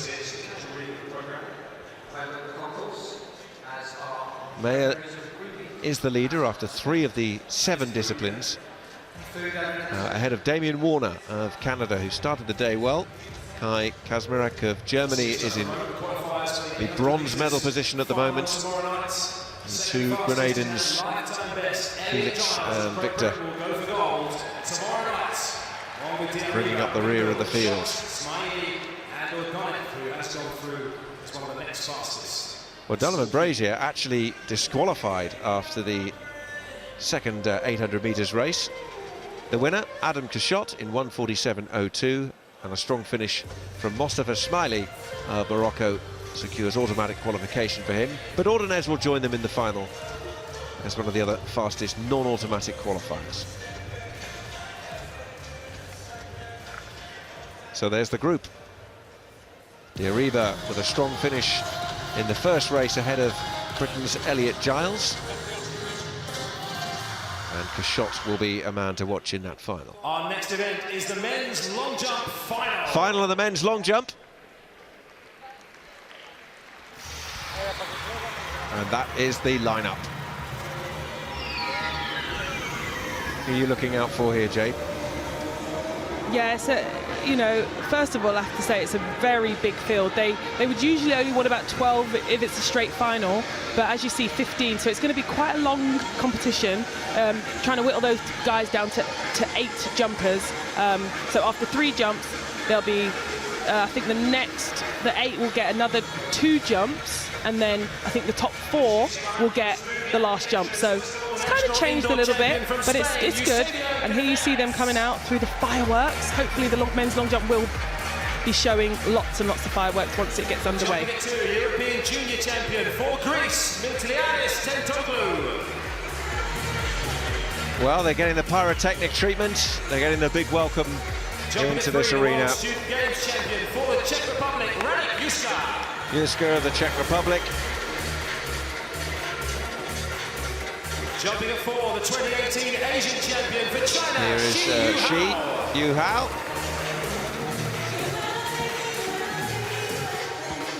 Jumping at 5, the national record holder from Bermuda, Tyrone Smith. The Bermudan Tyrone Smith. Tiny island in the North Atlantic. They'll be cheering him on. Jumping at 6, the world bronze medalist from South Africa, Ruswal Samai. Samai.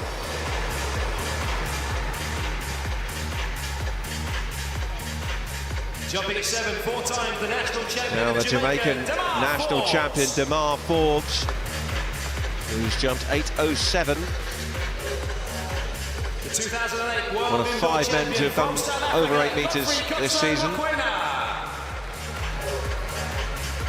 There's Lassa of Uruguay. Now the 2008 world indoor champion from South Africa. Here is Mokoena. Won the 2008 title. Next, the world indoor 32 years of age now. Chang Zhu of China. Yet to break the 8-metre mark this year. Has done 8:21. I've seen Masso perform at youth level.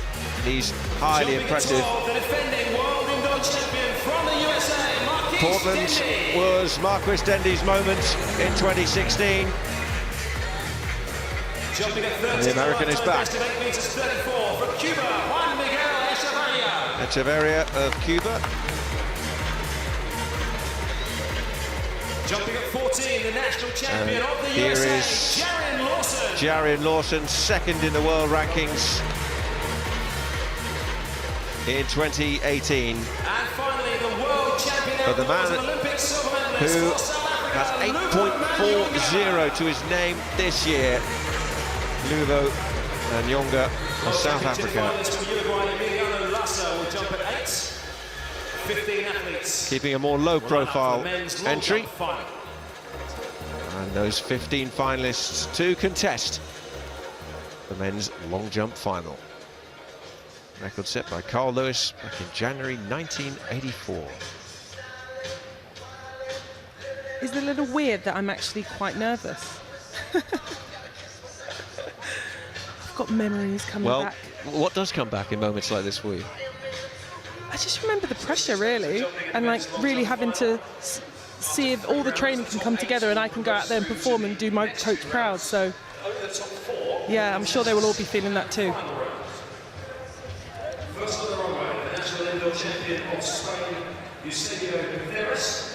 And the officials move the code, the jump clock will start running. 30 seconds will start to count down. Pentathlon, right time best, 8 meters and 16. Firstly, what's your support? Are you ready, listening? So Caceres is asking for the crowd support. Some athletes like it, some athletes don't. He obviously does, so let's get behind him. Season's best of 7.97, but a personal best of 8.16. So let's see what he can do in the first round.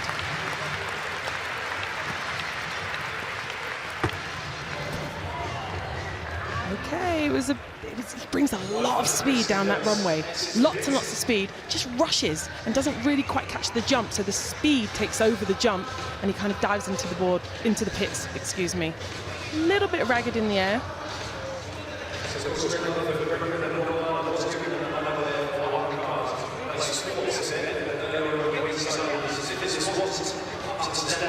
$7.91 in the first round.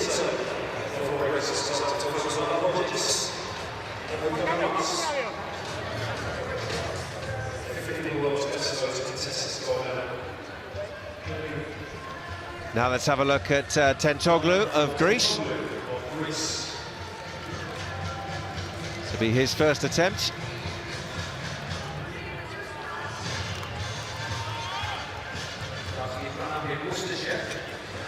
Here we go, season's best of 7.95.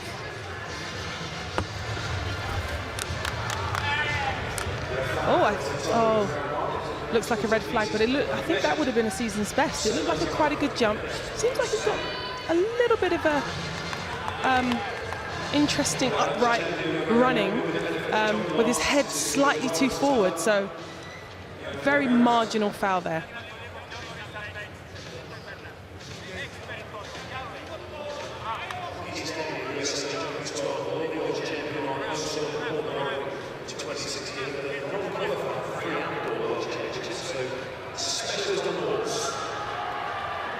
So a no jump for Tentoglou with his first attempt, which means it's now Radek Juska of the Czech Republic who's up next. So I had an interesting conversation with him, and he said he actually likes this new way of just straight finals because he didn't do too well the last time when there was a qualifying round, so he's enjoying this. It's pretty useful. It's got the white flag. That's the all-important white flag that you need in that first round to set you up how you want. Looks like it's pretty close to the 8-meter mark. Quite big penultimate, second to last stride. Kind of jumped onto it a little for my liking, but it was spot on the board. 7.99. It's always the worst, 1 centimetre below the 8-meter mark. Okay, and here's Xu from China. He actually won in Glasgow last weekend, and he jumped 8.16, as you see, to be a PB and a season's best.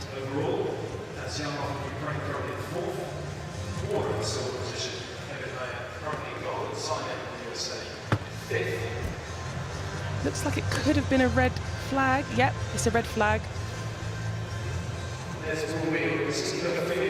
Hopefully we get to see where he was on the board. It looked like it could have been quite a big foul.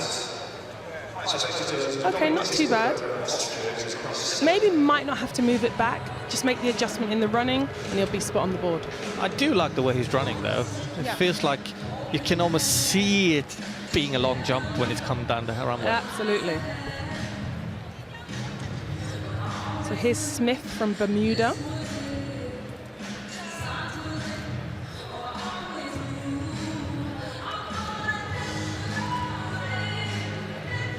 .777 PB, 7.83 personal best. So let's see if we can get close to either one of those.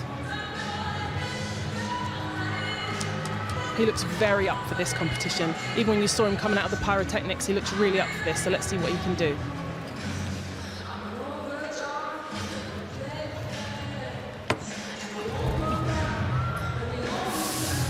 You know, he's actually got so much talent. I can see you know, the big jump in there, but he's a bit ragged, a little bit messy, and you know, if you look in this replay, he dips down on that penultimate stride and look, drops his feet dramatically, and there he's losing maybe even half a meter. Especially the left foot is dragging it down, almost like you say, it's like stressing down to the pit instead of just keeping the air time as long as possible.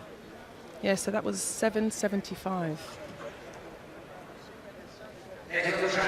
He's got much more to come, actually. Back on the track, the first of 3 races in the opening round of the women's 1500 metres. Line-up in this first race includes 2 of the medalists from last night's 3000 metres. The gold went to Genzebi Dibaba, bronze to Laura Muir. So we'll take a spin across the line and we'll also a couple of athletes on the outside, the national champion of Spain, Marta Perez is on the outside, the Spanish runner. Bronze medalist for Germany, Diana Suyev.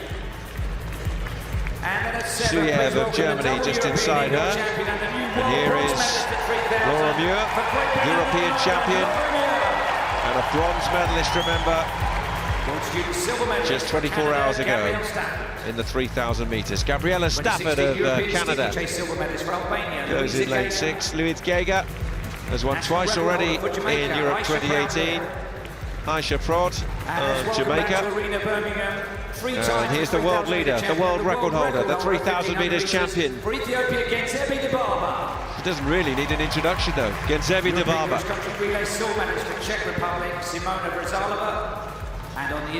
Zalova of the Czech Republic goes in the inside in lane 2.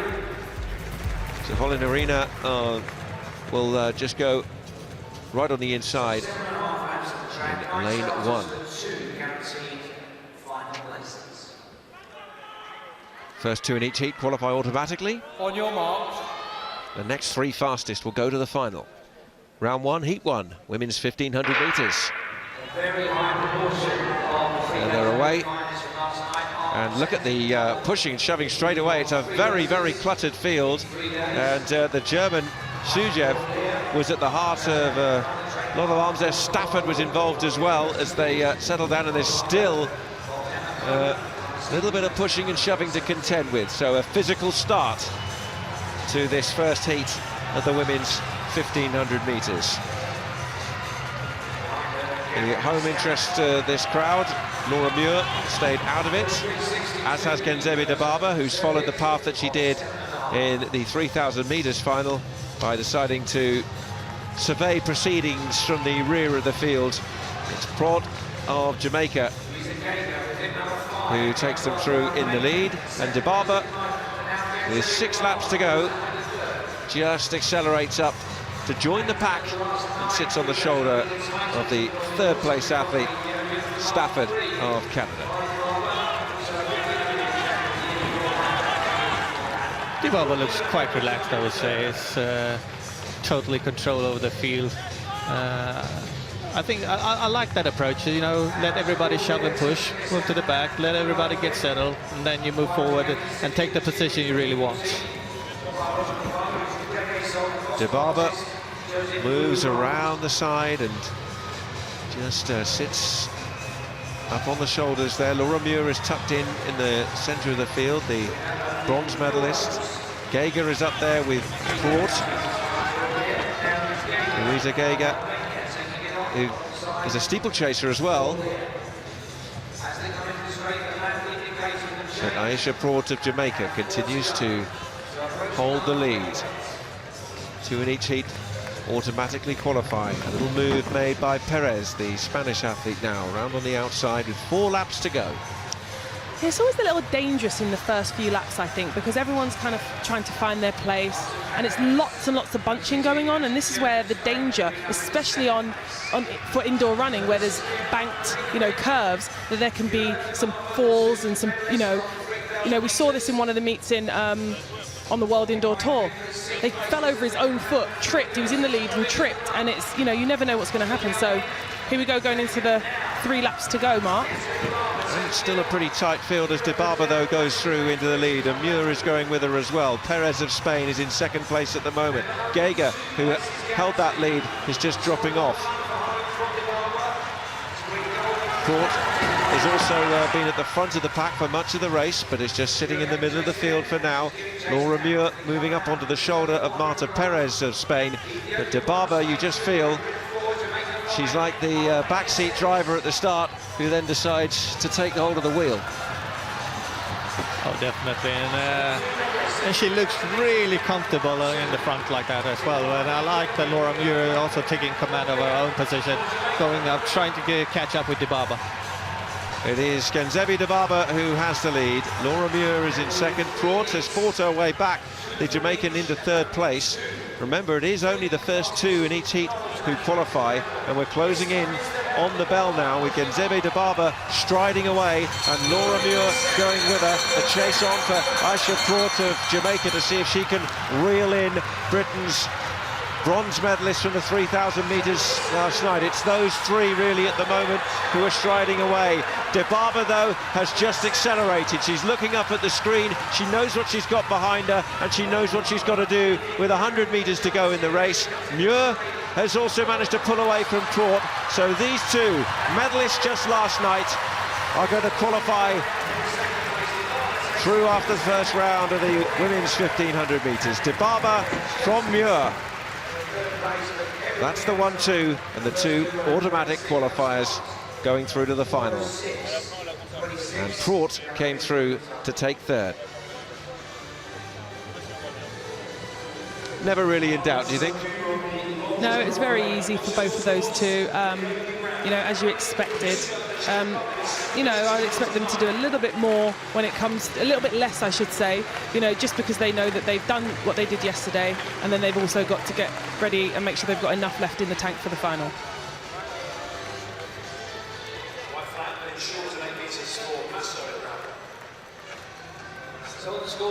Now she's been so comfortable and so good to watch. Face full of concentration. Laura Muir just behind her. Just did enough really to ensure that Praut was never going to ensure that it was a nervy finish for the Scottish athlete.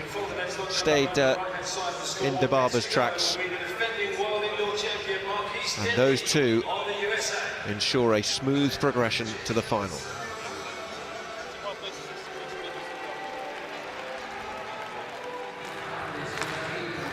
So here you go with Samai from South Africa. He hasn't actually got a season's best, but he's got a personal best of 8:18. Brings lots of speed through that board. He looks like he likes it. He's saying he kind of pushed it in a little bit into the board, got the white flag. Looks like he's round about the 8-metre mark. Look, see that arm, it drives up. Nice hitch kick. Losing a little bit on the board there. At least 15 centimetres. Okay, 7.95. Definitely got more to come.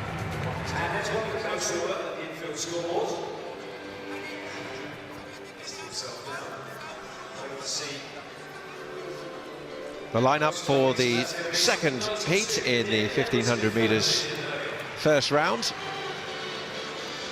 You go straight from this round through to the final if you reach qualification.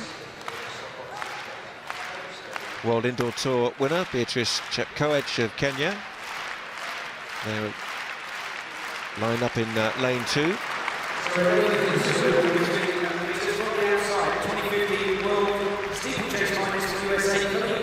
On the outside, there's Colleen Quigley, United States athlete, alongside Morocco's Malika Akawi. Here's a former European 5,000 metre champion, Merab Bata of Sweden. Bobosia, the 25-year-old Romanian. Hannah Klein, second in the German Championships, is here. Kate Van Buskirk of Canada. Here's Dominique Scott, the versatile distance runner. Beatrice Chepkoech, Kenyan record holder. And a big roar for Eilish McColgan, 10th in the 3,000 metres final just last evening here in Birmingham.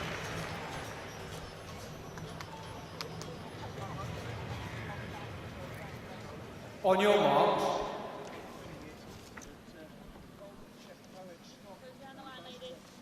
Heat 2, women's 1500 metres. Just being asked to stand back from the line.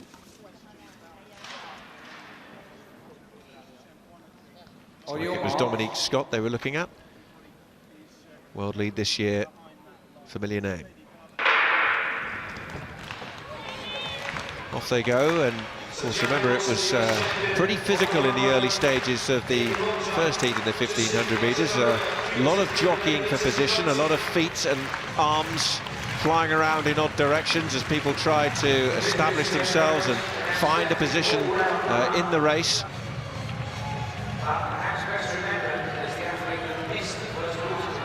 And straight away, Chepkoech has taken the view of going to the front. She's second in the world this year. She's run 4 minutes and 2 seconds. Nobody else other than Genzebi Dababa has actually broken 4 minutes indoors in the 1500 metres. And Chepkoech, of course, has this anecdotal story about missing a water jump in a World Championship last year, going back and retaking the jump. One of the more bizarre moments you'll see on an athletics track. I can remember also she's falling on a steeplechase barrier at the same race, wasn't it? Yeah. Well, luckily there's no barriers here for her to fall over. And maybe that's why she's gone out and away from the group right from the start, just to give herself a little bit of space. But it is Chepkoech who has gone through 400 metres in 1:06.04, and there are 5 laps to go in this, the second heat of the 200 metres. Sitting behind her is Bata, the former European 5,000 metre champion.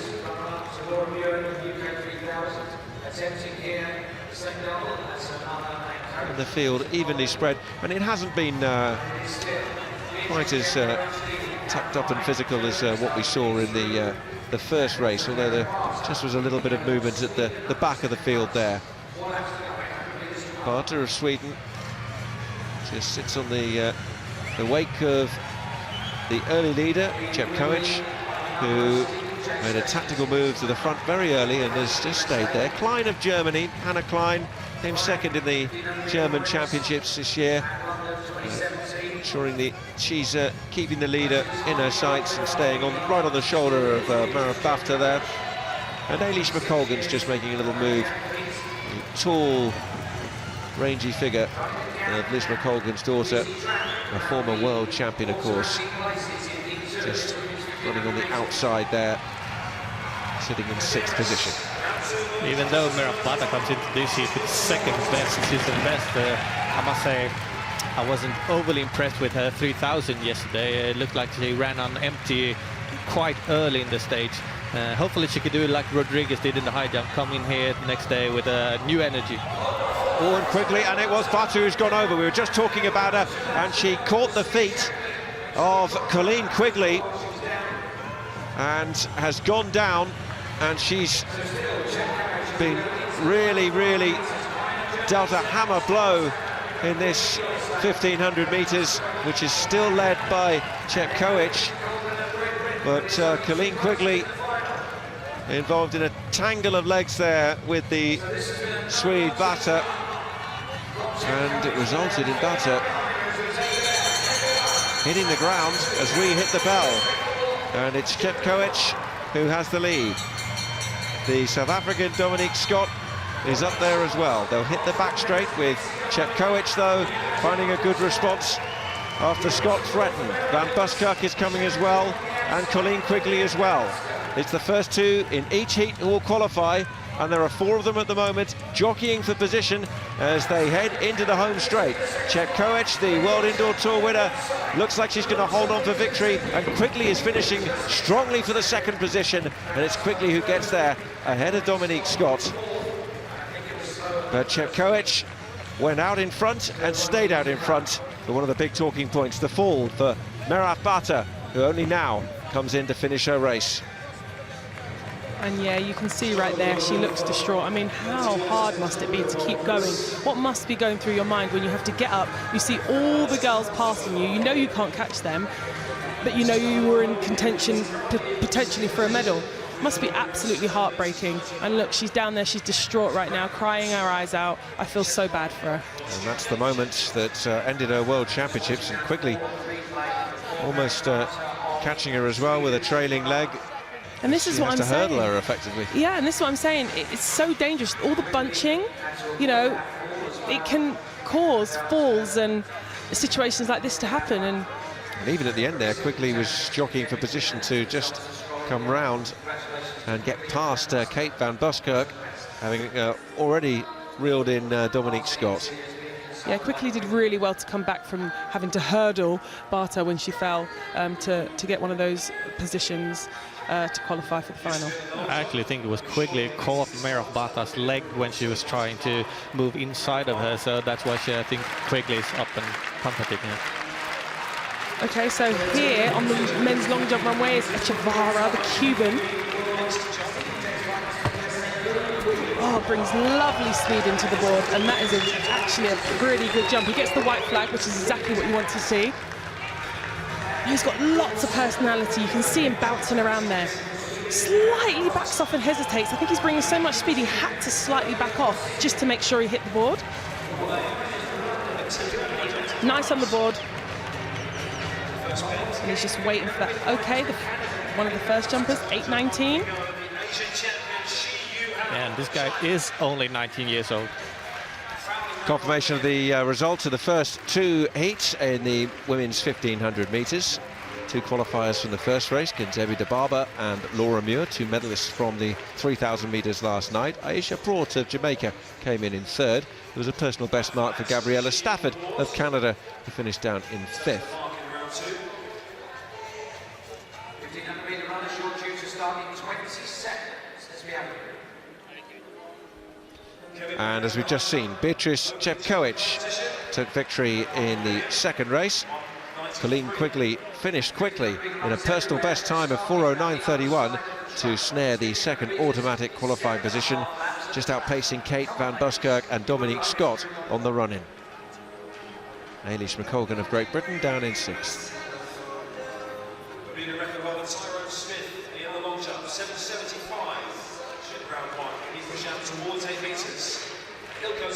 The lineup for the third and final race in the women's 1500 metres. They go straight to the final after this. Sifan Hassan was on the medal podium last night, having won silver in the 3,000 metres. That's our next action on the track as we go back to the long jump.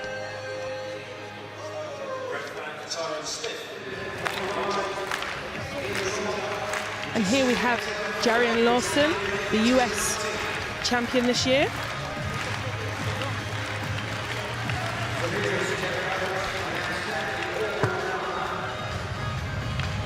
It either looks like very good on the board or potentially, oh, he's got a white flag. He looked very good. It actually looked like it could have been a no jump. He doesn't look overly happy with the jump. Around about, I would say, just over 8 meters. Oh, 7.92. And he goes into fourth place.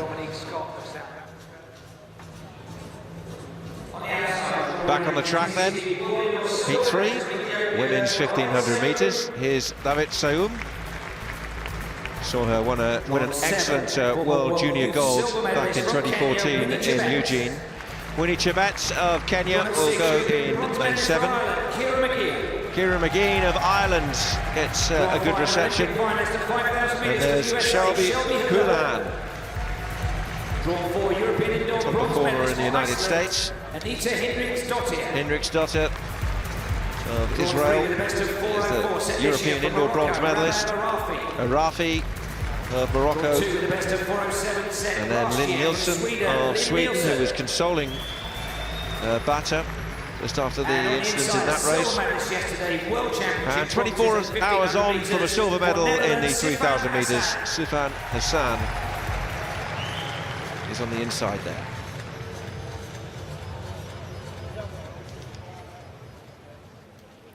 On your marks.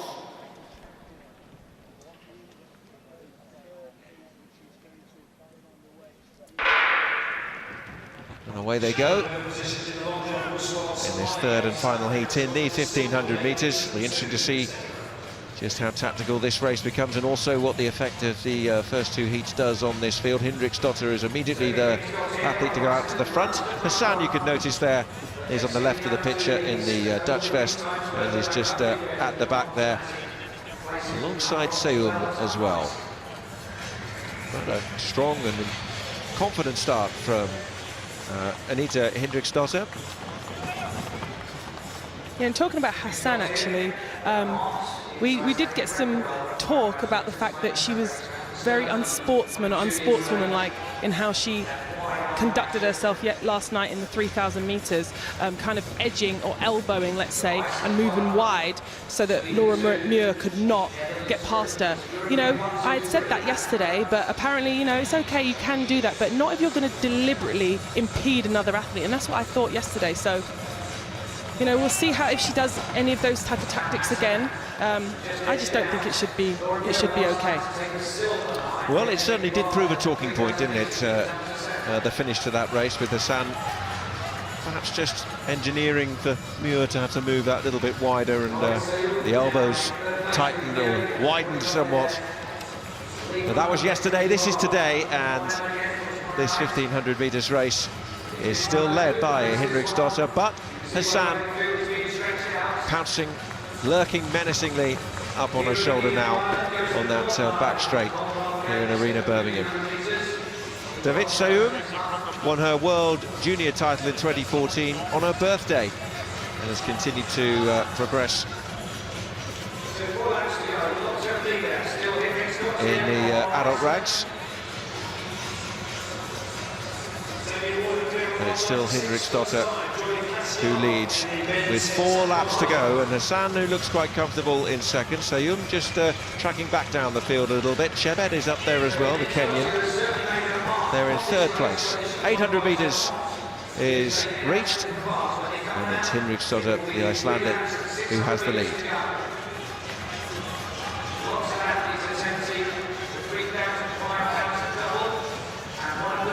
Hassan now makes her move to the front, and Hendriksdotter just enveloped by the field a little bit, because Chebet has followed the lead of the Dutch silver medalist in the 3,000 metres. Seum as well now just going past her as well.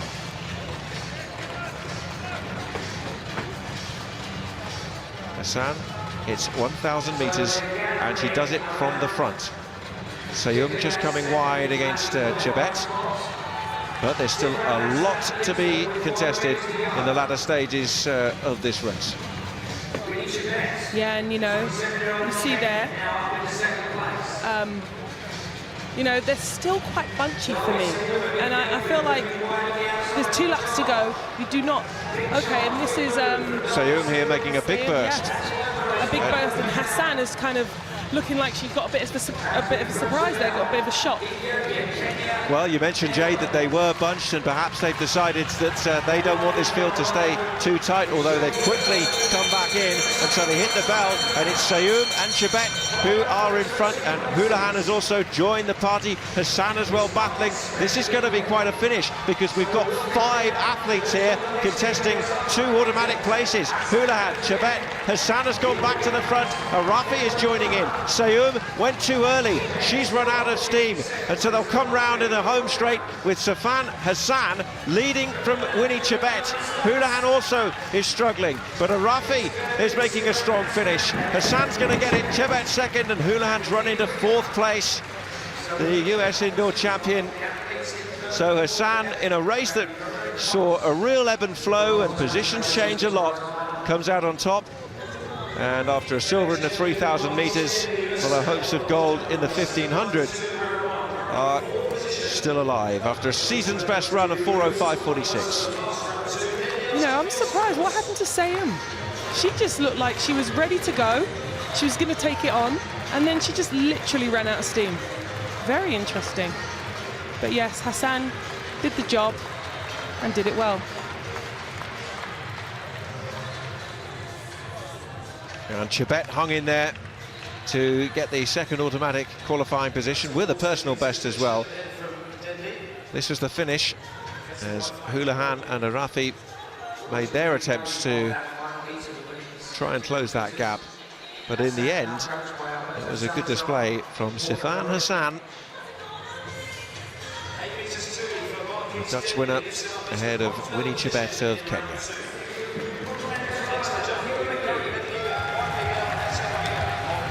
So here you go in round 2 for Samai from South Africa. I really like the way he attacks the board. Brings lots of speed, and that looks like a pretty good jump, and he's got the white flag. That movement there with his hand and dropping down, he's just saying that he's dropped down and he kind of didn't really catch the jump. And if you see there, he didn't really get the height that he normally would like to feel that he got. Maybe if he got a little bit more on the board, maybe 10 centimetres onto the board there, but maybe 5 more centimetres, he'd be in the middle of the board, and the board gives you lots of height if you get it right and you catch that jump right underneath you. So that's 8:02 for Samai, the season's best. And here we go in the second round for Dende. He's such a character, and as you see there, he is really focused. Really drives out well, extended first and exaggerated first 3 strides. Quite a simple technique. White flag, looks like a pretty decent jump, looks pretty useful. Over 8 meters, but how far? That looks so much tape everywhere. He's had a lot of injuries. And I think he had a problem with his Achilles, and I think he had an operation last year or in the last few years. Is that right, Christian? I'm not sure about that, but sometimes, you know, all the tape doesn't mean that there's an injury, just to prevent injuries from coming. And that was 8:02 for Dendi in round 2. And here we go with Echeverra, 8:19 in the first round. Let's see what he can do in this second round. Really interesting athlete. It looks a pretty good jump, and it's a white flag. Thought it might have been a no jump there. 19 years old, right? Oh, lovely jump off the board. Really extends that takeoff leg. If you look, his hip, and we've been talking about the hip, look, extremely accurate on the board there. 0.3 of a centimetre. Couldn't get more accurate than that. And he goes right into the lead with 8:28, and I think he's put down a benchmark for everyone to try and chase. Yeah, he's really asking the question, both to Jerian and Luvo. This is what I can do, what can you guys do? The result of the third race in the 1500 metres women's first round, Sifan Hassan in 4:05.46 taking victory and the first automatic qualification spot ahead of Kenya's Winnie Chebet with a personal best mark. The 2 third and fourth athletes, Arafi and Houlihan, both go through to the final.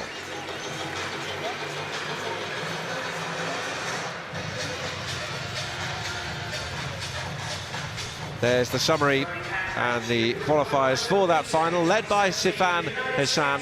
A quicker third race that, which saw Chebet, Arafi and Houlihan all come through. Genzebi Dababa will go for double gold in the final. Beatrice Chepkoech will want to complete a successful indoor season with victory as well. Look out for her.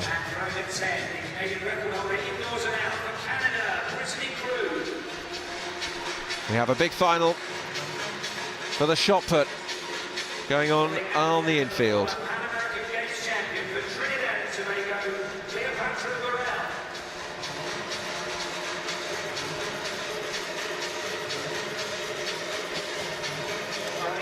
Look out for Li Zhao of China.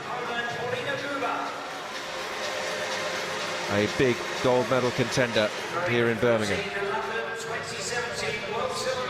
That's a pretty big field for the women's shot put with 15 athletes competing. So again, might take a little bit of time to get through it, but I'm sure it's going to be full of fireworks.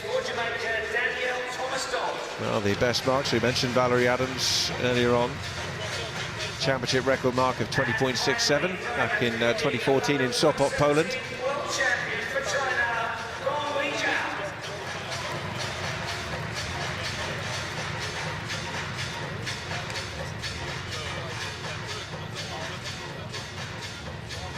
So 15 women take their place in this final. They'll all have 3 attempts, after which the 8 competitors will get 3 further throws, with the athlete in 8th place throwing first and the leader throwing last.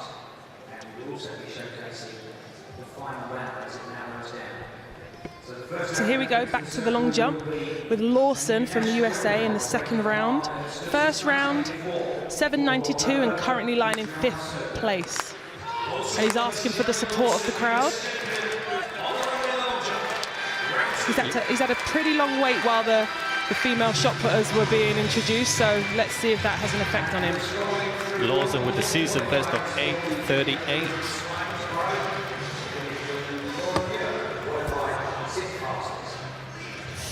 Doesn't look that good, actually. You know, he's got the white flag, but he's just not looking in the 8:38, 8:40 shape that we know he's in. If I had to say one word, I'd say it looks flat. Absolutely, I would absolutely agree with that. He's just not carrying his height. I think his hips are slightly left behind, and he's not getting his foot right underneath him. What you want is you want your foot to come underneath him, your hips to pop over the top. 7.86, no improvement on his first round attempt.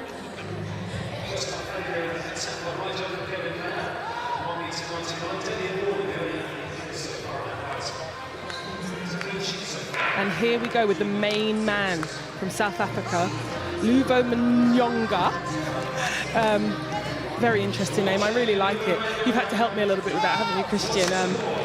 Yeah, I like his eyes. It's like they're glowing with self-confidence. Yeah, he's really, you know, really happy but confident long jumper. That's exactly what I said. He's had no jump in the first round, so he really has to get something on the board right now. Oh, wow. A massive jump, but he was massively over the board on that one. Once we see the replay of the foot on the board, and this is not the position he wants to be in at all. 2 no jumps, and he's put himself under tremendous pressure.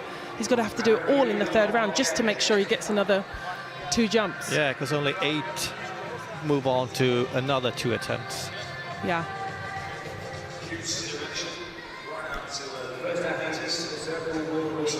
Damien Warner in the Pentathlon high jump. Clean sheet so far, now he's attempting 199. Really nice clearance from Warner there. Continues his clean sheet. Also a season best.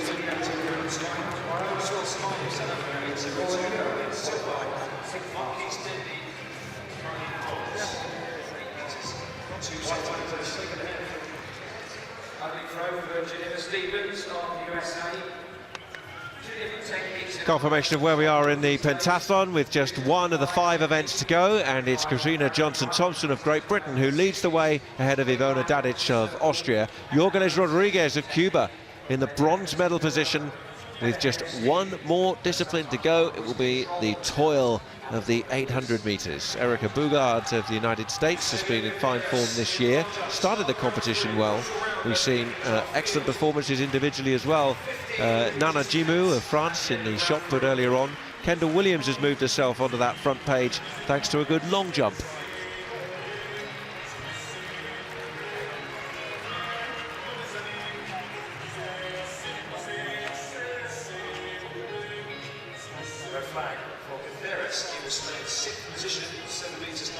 Alina Shuk had a difficult journey over from Ukraine, but has fought her way back into the top 10 now.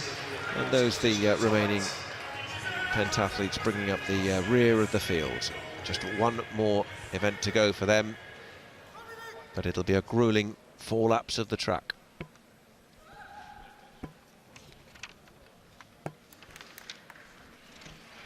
And we'll have the finale very shortly.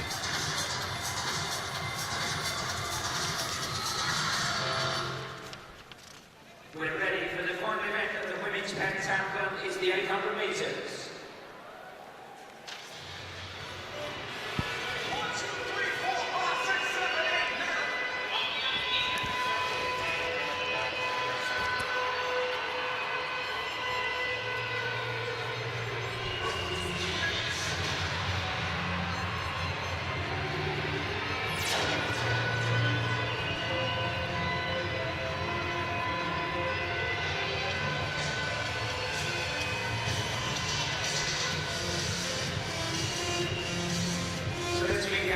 entries in ascending order, starting with the athlete ranked 12th for Czech Republic, Katarina Kacheva. So they'll bring them in from the bottom of the field. Ranked 11th for Switzerland. Kacheva of the Czech Republic is in 12th. Here's Agnew of Switzerland. Disappointing long jump for her, which has seen her drop down to 11th. Quaresma of Portugal is next out.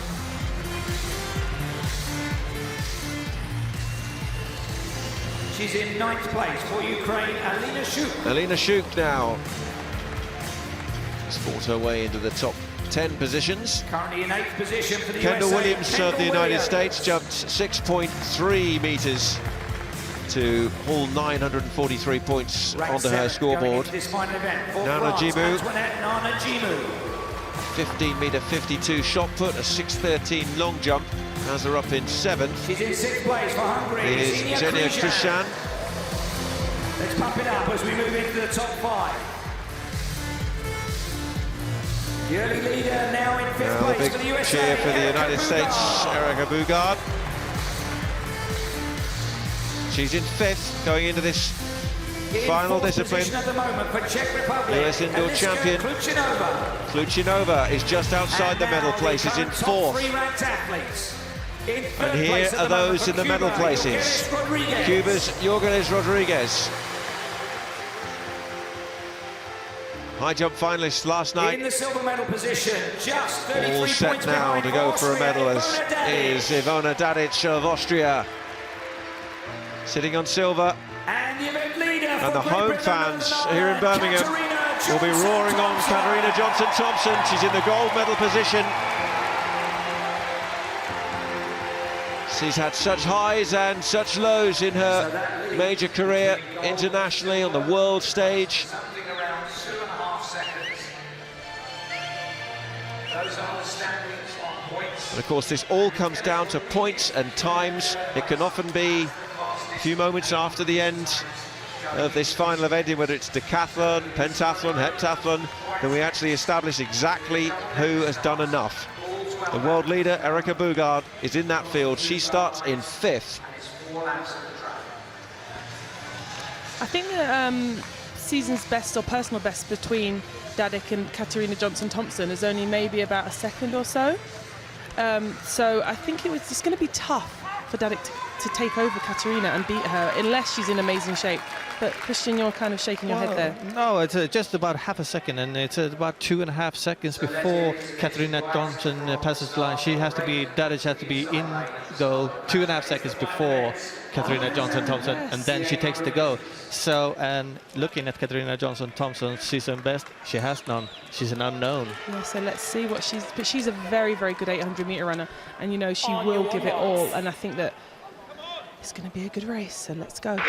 Away they go, and this place is going to be very noisy as they take on these 4 laps of the circuit at Arena Birmingham. And the home support, of course, will be roaring on Katarina Johnson-Thompson. It's around the 2.5 second mark gap she's potentially going to need to stay away from Dadic and hold on to the gold medal. It's a 33-point differential at the start of this.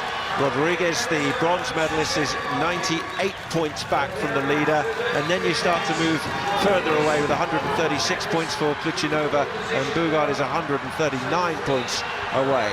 They're through 200 metres, 3 laps to go, and Katarina Johnson-Thompson in 3rd place, but it's Dadic who leads the way. You know, for an 800, there's a lot of pain, especially when you've already completed 4 events in a whole day. So we're coming in here without an 800 KJT and not really knowing where she's at. I'm sure she knows what type of shape she's in, but without actually having done an 800, she's never going to really know. So I'm wondering what's really going through her mind at the moment. Do you kick? Do you not kick? Do you go? It's exciting. It is exciting, and it's so much a tactical decision that she's got to take, because Dadic is at the front and Johnson-Thompson is in 2nd, and she's having a little think, and she's moving down that back straight and into the lead. How will Dadic respond? But look at Rodriguez there as well. Jorgeles Rodriguez, who was in the gold medal position earlier on today, is menacingly sitting on the shoulder, and Bugard is got to come up to the bell as well in contention, but it's Johnson-Thompson who takes the bell leading. Has she got enough in the tank? Because Dadic, her gold medal rival, and Rodriguez is there as well. Well, what about this in the final of a multi-event race? You've got the three medal contenders, the 1, 2, 3 as well at the moment. And Johnson-Thompson is kicking. She's responding away. Can Dadic keep her in her sights? Rodriguez back in third.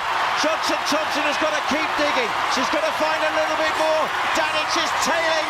Johnson-Thompson crosses to win it. Rodriguez gets second. Dadic is third. It's all about the times and the points now to decide who takes the gold in the women's pentathlon. Wow, that was an absolutely gutsy run. It kind of kept going backwards and forwards, toing and throwing. And you know what? I have to take my hat off to KJT. She really showed some true guts. I've been wanting to see that a little bit from her. I thought at one point she was going to give up when Dadic went past her. And no, she came back and did it again and pushed past her. It's going to be tough. The points are in, and she's the winner. Katarina Johnson-Thompson salutes the crowd. They're getting the news that we're getting here. Great Britain will celebrate a gold medal on this second night of the World Indoor Championships. There it is, confirmation, a season's best, a gold medal. KJT announces herself back on the world stage, shrugs off the pressures, shrugs off the questions, and she takes overall victory after a dramatic day of competition. Rodriguez and Dadic will complete the podium. The points are still being accrued for that pairing to confirm, but it's a silver for Dadic, it's a bronze for Rodriguez, and they all fought it out in the last 200 meters of that race together in dramatic style. Wow, you know, I kind of wasn't expecting it to be so exciting, to be honest, because they have been going all day, not much rest actually, but they've come back this evening and they've really given it everything they've got, and I'm really happy for KJT. She deserves this. She's world indoor champion. World indoor champion.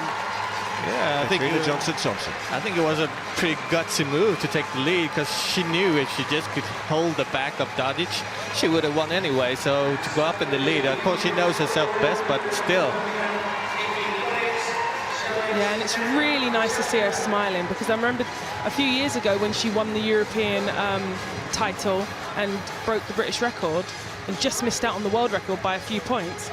She got on the podium and she was really not looking like she was happy to be that gold medalist. So it's really nice to see her smiling and enjoying this crowd and a win on home soil. Well, here we go. It was about keeping Dadic in her sights, but as you say, the boldness of her to actually take her on and go past her and win it in style. Yeah, I call that style. You know, taking the last victory and just knowing if you pass first, you win. Maybe she learned a few things from Jessica Ennis, because I think Jess did that in the Olympics, and she was like, nope, I'm going to win this and I'm going to end on a good note. Well, she went into it as the leader in that 800 metres, and she comes away with gold, having won it.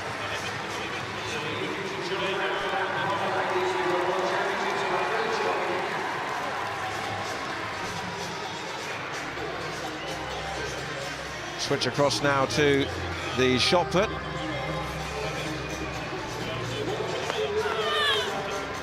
This is Gao Yang of China.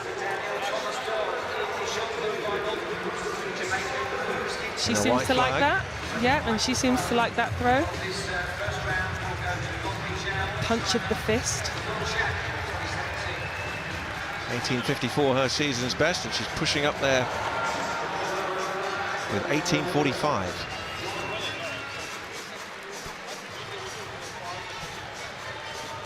Confirmation of the result in the women's pentathlon. It's gold and a season's best mark for Great Britain's Katarina Johnson-Thompson, ahead of Ivona Dadic of Austria, who takes the silver. A national indoor record for Yorgelis Rodriguez of Cuba, who will be on the podium with bronze. But Johnson-Thompson went into it as the leader and took on the race and won the race to confirm her place at the top of that podium.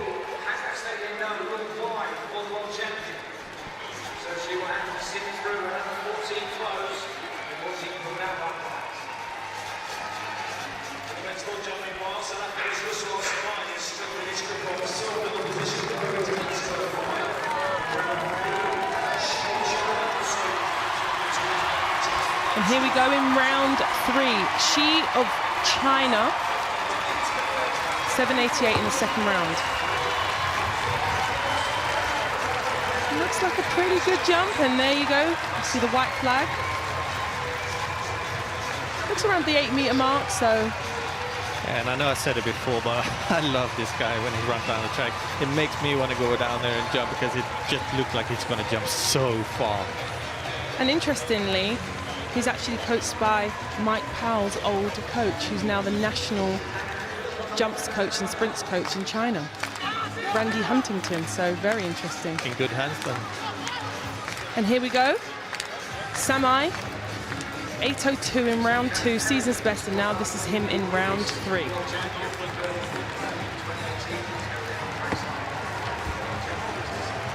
Oh, that was a really nice jump. Oh, has he hurt himself? He gets the white flag. Looks like he's hurt his knee a little bit. Again, maybe pushed his foot out into the takeoff a little bit too much. Puts a lot of pressure through the knee. You have about 10 times your body weight going through the knee at takeoff, so you don't want to put it in the wrong position. Believe me, it hurts. Yeah, definitely not the thing you want to do. Especially coming, I think he's maybe hurting it a little bit when he's coming down. Like he's scratching it or something like that. And there you go. It's another season's best, 8:05 in round 3.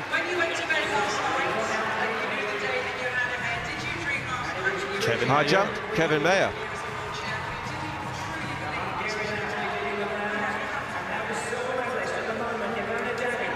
Really nice clearance from Kevin Mayer, I think. Now he's jumped all the way up to 210 within his best series, and now he's season best at 2 meters, so yeah, he'll be happy with the 199, but I think he needs to clear 1 or 2 more heights to be sure to stay in that #1 spot.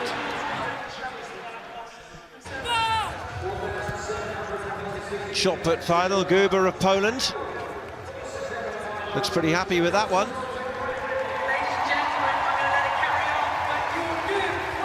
An 1877 throw already to her name this season, which puts her in the top 5 in the world. And that one pushed out well beyond 18 meters. 1853 for Guber. It's the 3rd best throw so far. Now Martin, Anita Martin, has got a bit of a habit of performing on the big stage when it matters. She powers that one well out towards the 19-meter mark, well beyond 18 meters. Employing the rotational technique. At 18:29 for Anita Martin of Hungary, puts her 3rd in the early stages.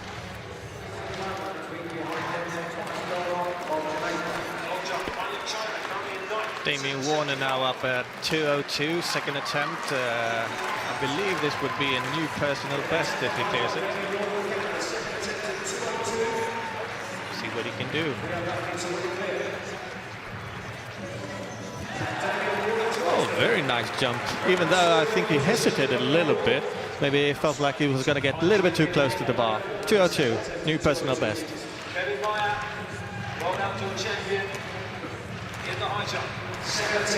Next up, Kevin Mayer in the high jump. Also second attempt. Another nice jump for Kevin Mayer. Season best for him.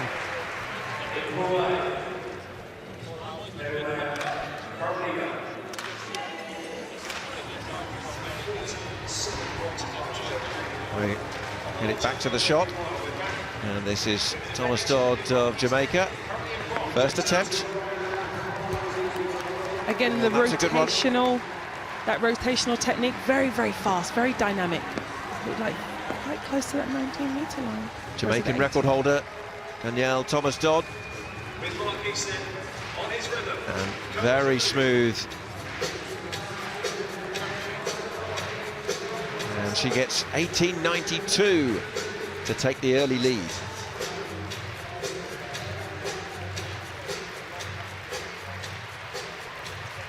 Well, back on the track. Standing by for the 400 metres semi-finals.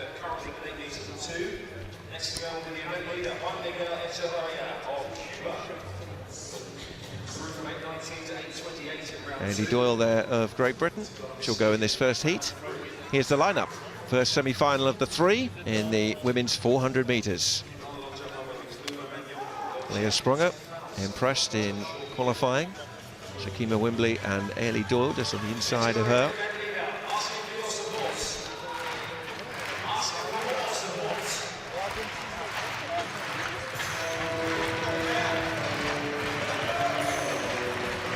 There's Leah Sprunger.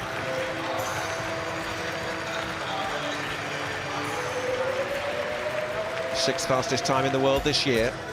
The Swiss athlete will go on the outside in lane 6. Shakima Wimbley. 51.17 this season is just outside her personal best. It's the women's 400 metres semi-final on the outside. National record holder Switzerland, Leah Sprunger. The world silver medalist for the USA, Shakima Wimbley. Here's Ailey Doyle, fourth fastest in qualifying from Great Britain.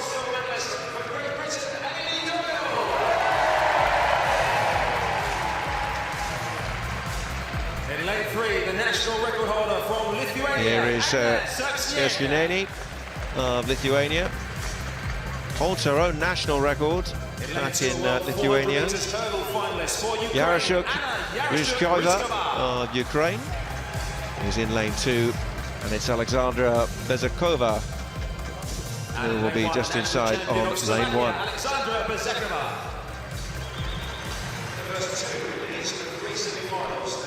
So these semi-finals, 3 heats in total, and the first 2 in each heat will qualify. On your mark. There are no planned provisional qualifications. It is the first 2 in each heat. Bezakova, Ryzhkova, Erskiniene, Doyle, Wimbley and Sprunger down into their blocks for this first of the 3 semi-finals in the women's 400 metres here in Birmingham.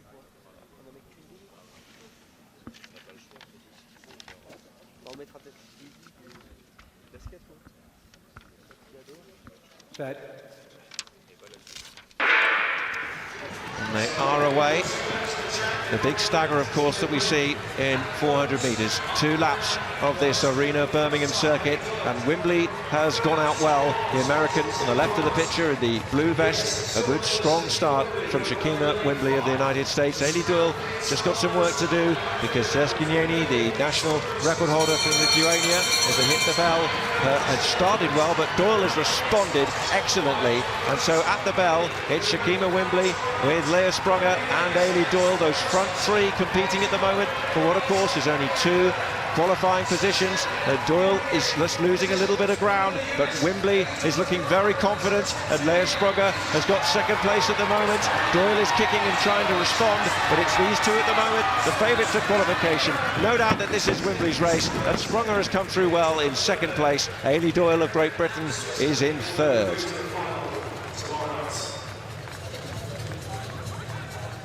That was a pretty good run there by Wimbley. Oh yeah, sorry, Wimbley. You know, she ran really well in the first round, and I'm really impressed with Sprunger this year.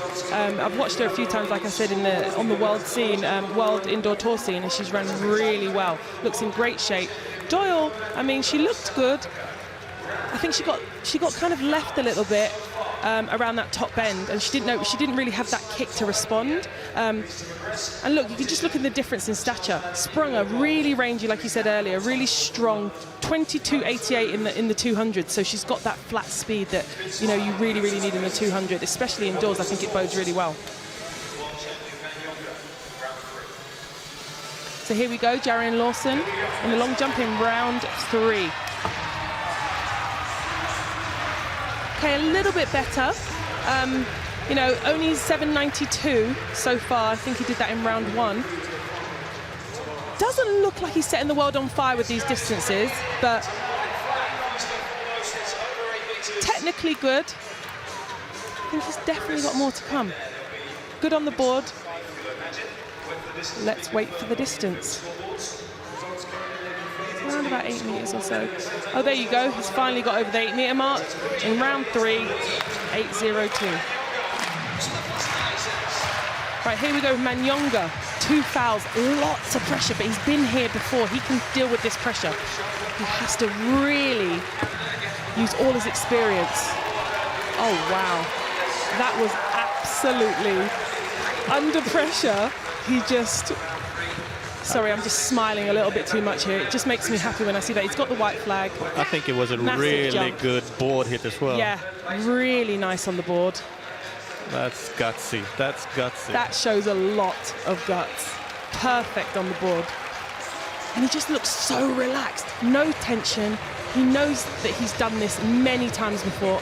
There you go. 3rd round after 2 fouls, 8.33, just like that. Moving up into the lead. Yes, and got into the lead. Round 2 in the shot put. This is Gao. Currently in 2nd place. 18.45 with her first attempt. And that looks like an improvement from Gao Yang.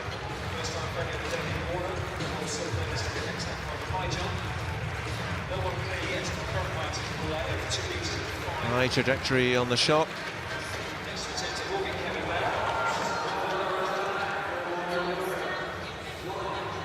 That's 18.45 for their first attempt.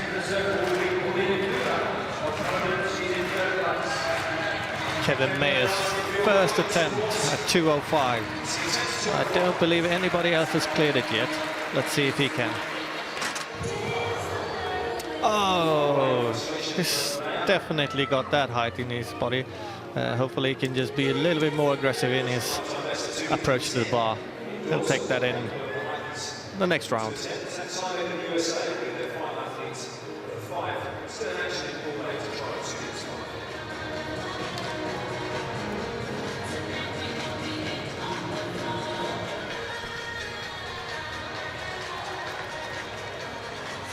Women's second semi-final, 400 metres. Stephanie Ann McPherson of Jamaica will go in lane 5. The British athlete Zoe Clark won her heat this morning. She's outside her in lane 6. Onto the track and semi-final number 2 in the women's 400 metres. First of all, in lane 6, she is the So there British is number 1 for Zoe Great Clark. Britain and Northern Ireland, Zoe Clark. 52.12 is her season's best, her best mark in this race. She won her heat as well earlier. Stephanie Ann McPherson set her season's best in qualifying. Lane 4, 6 times the national champion. Here's the Dutch national champion, Gafour. And the Pole, Justina Swiatek actually had a difficult qualification in many ways, but came through strongly in the final meters to secure her place in this semi-final. Here's Lucudo of Italy in lane 2. And the German indoor champion Nadine Gonska goes on the inside in lane 1.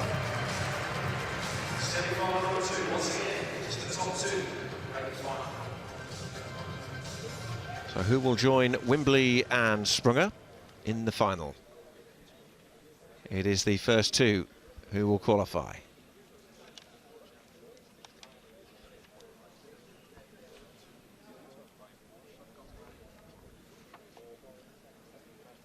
Picture of concentration there from Zoe Clark. There's the multiple Dutch champion, Gafour.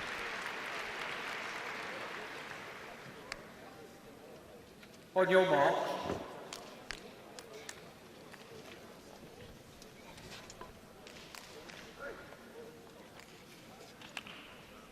Gonska, Lukudu, Asetic, Gafour, McPherson and Clark. Heat 2. women's 400 metres semi-final.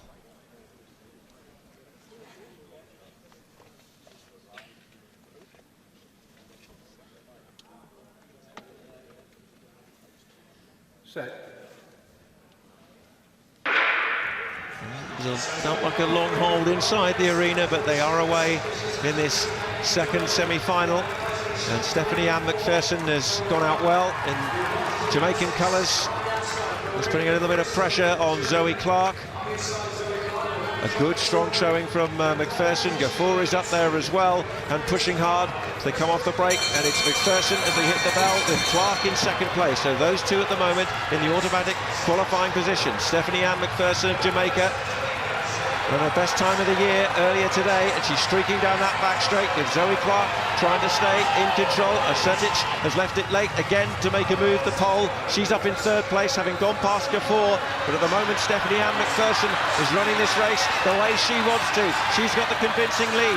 Can Clark hang on in second? A real battle going on between that pair, and it was really tight towards the line between Zoe Clark and Justyna Świecie-Asetic of Poland.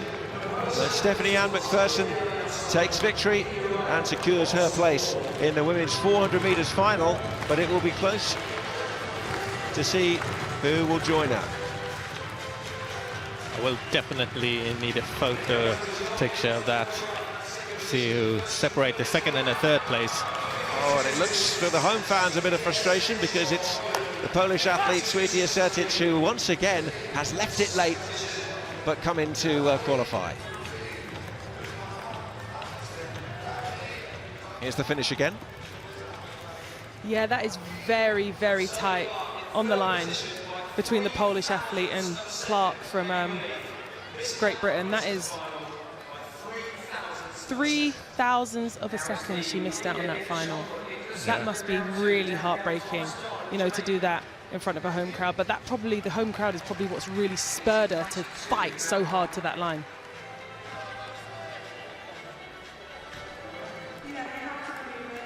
Here's Gao of China, second attempt in the shot put. Silver medal position, 18:45 with her first attempt.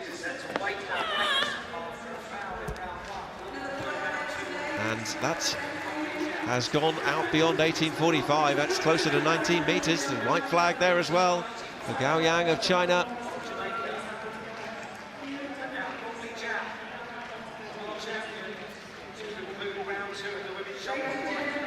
Definitely encroaching on that 19-metre mark, and there you go, 18:77 in a personal best. Let's confirm the result of the second semi-final, and there's been a disqualification. Stephanie Ann McPherson, who won the race, has actually been disqualified, which means that Justyna Świecie-Asetic has gone through in 52.63 alongside Zoe Clark. It's a rule violation, a lane violation once more from McPherson. We saw it a lot with the men earlier. In fact, we saw one entire heat, all the athletes disqualified. McPherson has gone, and so Clark and Asetic are the qualifiers.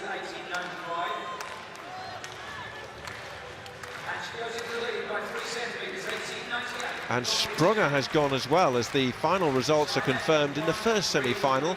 Shakima Wimbley and Ailey Doyle are the two automatic qualifiers. Sprunger once again for a lane violation. Her championships are over. You would think they would have learnt from the men's. Now Martov of Hungary in the shot put.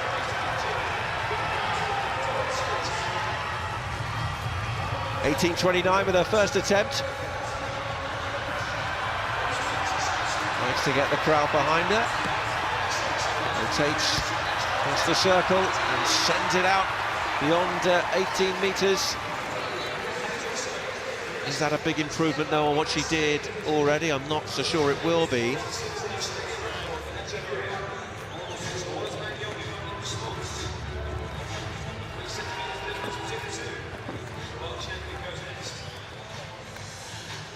.18.30, so a very small improvement.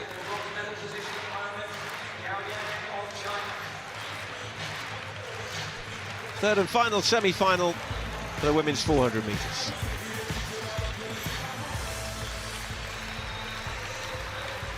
Courtney Okolo was the fastest in qualifying. She'll go in lane 5.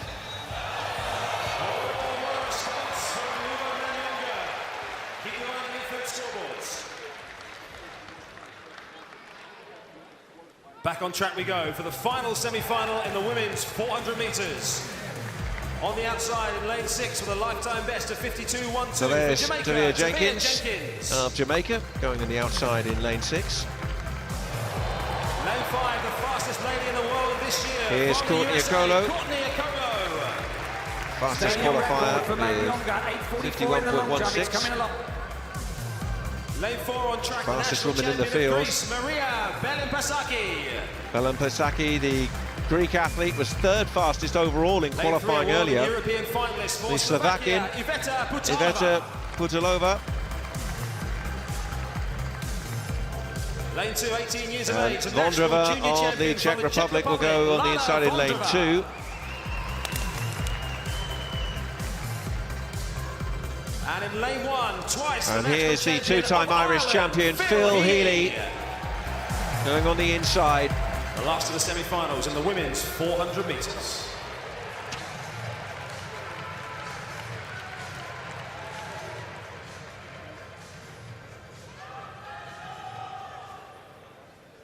On your mark.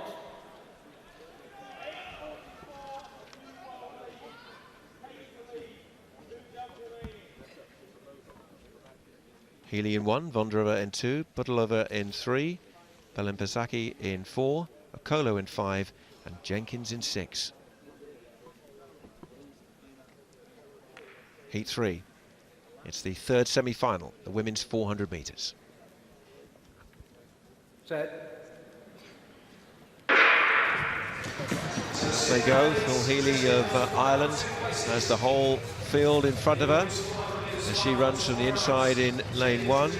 Belen-Pasaki has gone out very well, the Greek athlete, in lane 4, and it's a very strong performance from her. In fact, Jenkins has got a little bit of work to do on the outside there, and Okolo watching carefully as they come down to the bell with 200 metres to go, and Okolo now makes her move and takes the lead ahead of Maria Belen-Pasaki, and now Jenkins has found another gear after a disappointing first 200 metres. The other 3 are out of the race at the moment. Only Phil Healy showing any inclination to try and catch up, but it's Courtney Okolo, 3rd ranked in the world this year, and the outstanding performer of the day who's going to come through in front of Belen-Pasaki, and it's those 2 who are the automatic qualifiers from the 3rd and final semi-final.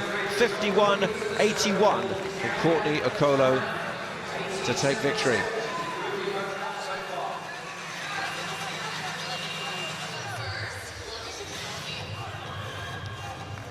Well, good contest. Okolo looking pretty comfortable, and Belen-Pasaki gets 2nd place. Still somewhere around the mid-18 metres. Very consistent series. Track 3rd at the moment. At the end of this round, the leading 8 will get 4th, 5th and 6th rows. So here we are in the 4th round of the men's long jump. The top 8 get to progress. 2 more jumps, and here we are with Echeverria, Cuba, the 19-year-old.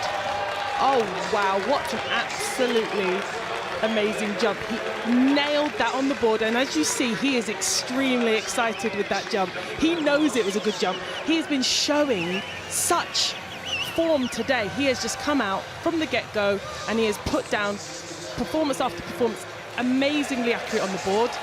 He is excited about that. I'm excited to see what it is. And it's a personal best, 8:36. I think it actually maybe takes him into the lead, but I think it might also be a stadium record. And Manyonga's now been pushed down into 2nd after jumping 8:33 in the 3rd round. Let's see how he can respond. Bringing lots of speed, attacks that board really close on the board. That looked like it could have been a no jump. Let's see if has he got a white flag. He's got a white flag. Let's see what this jump is. He looks like he likes it. So nice, gets amazing height off the board. He's nearly jumping out the pit, Christian. Oh, look at that accuracy. Again. Perfect. perfectly on the board. Looks like it's all getting exciting in the 4th round. It's taking a little bit of time to get this result. Oh, he has done it, 8:44, gone into the lead, and also taken that lead back, I should say, responded extremely well, and it's the world lead. Pentathlon.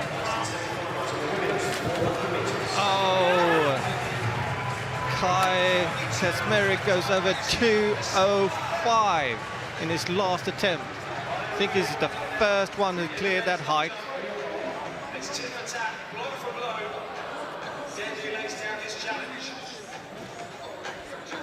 Not much on there, but doesn't matter. The bar stays up, and he goes away with a circle in his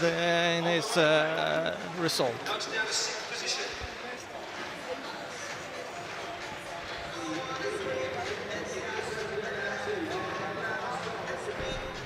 Shot put final, we're into the 2nd round. And Danielle Thomas-Dodd, 18.92 with her first attempt. Sends that one high and away, and that's right on that 19-metre mark. So it's going to be an improvement from the Jamaican. She already holds the Jamaican record. 19.05. Well, that's pushed 19 metres. It's very close. It's 18.95, and it puts her into the lead.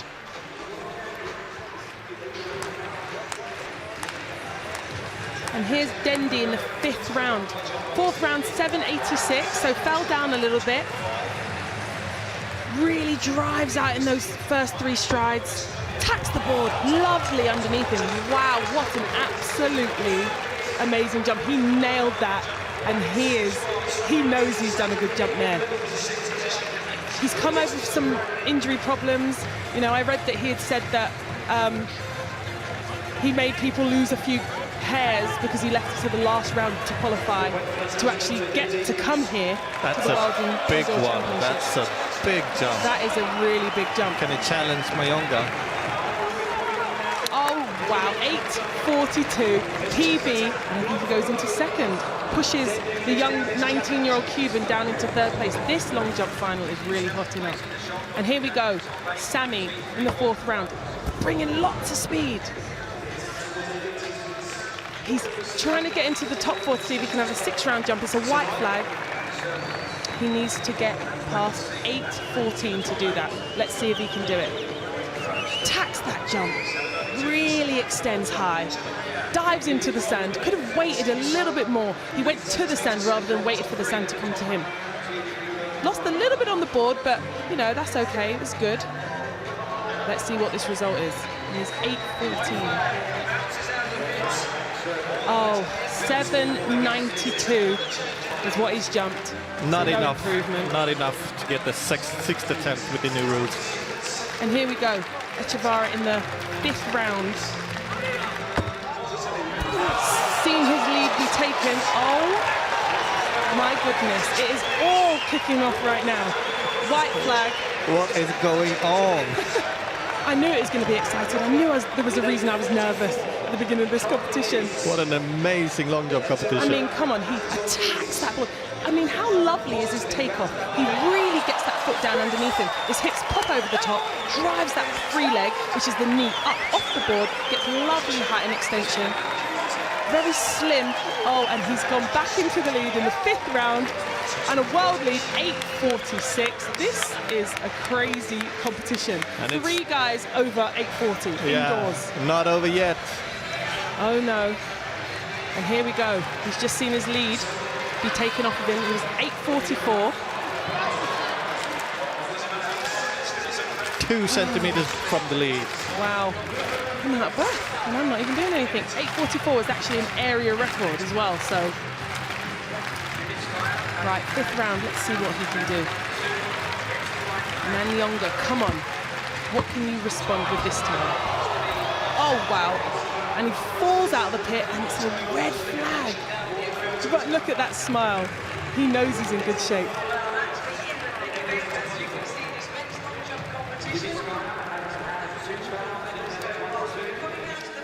gong now, second round.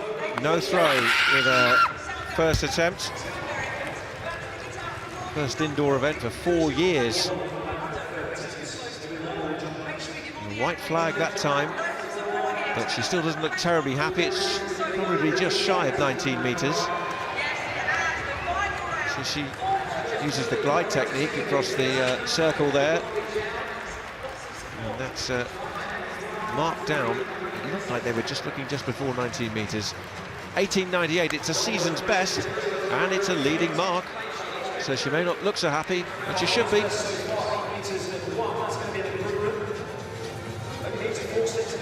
Damien Warner, last attempt at 2:05. Still Kai Kasmiric, the only one to clear this height.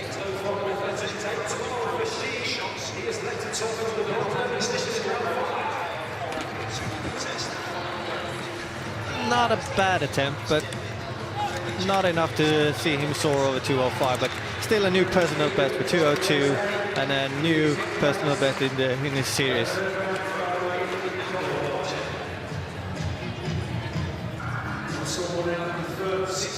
And here we go, in the final round of the men's long jump. Just 4 guys get to jump in this final round.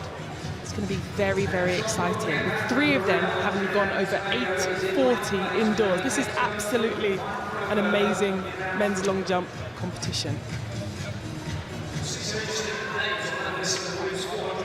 And Dende actually was the world indoor champion 2 years ago in Portland with 8 meters and 26 centimeters. So he's already surpassed that with the 8:42, but he's only lying in 3rd place at the moment. That's the caliber of this competition. Look, he's asking for the crowd. He wants your support. 6th and final round. Let's see if he can improve on that 8:42 PB.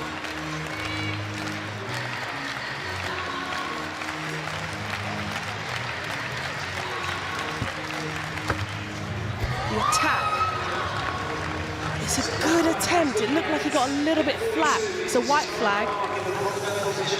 He kind of collapsed on the board for me. Yeah. I think he just lost a little bit of height, so let's see what this is. I don't think it's an increase, but it's a really good jump, but it's not up there about 8:40, 46. Somewhere maybe 8:15, 8:25. Yeah, I agree.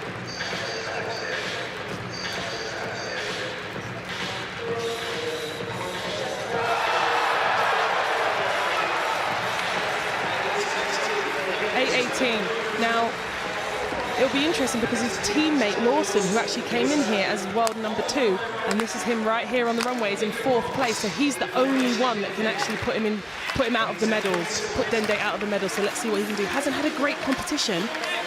Actually came in here as the #1 American. Yeah, so not anymore he isn't. Well, let's see what he can do after this jump. 6th and final round for Lawson. And it looks like a no jump for me from this angle, and yep, he's got a red flag. So unfortunately, he doesn't push Dende into the 4th place position. Yeah, but you can't leave anything on the board when you need to beat 8:46. So absolutely. Good attempt, leave it all out there. And look at that camaraderie between the teammates. Really nice to see. Here we go. The breath, the relax. Look at them. Both these guys, gold and silver position at the moment.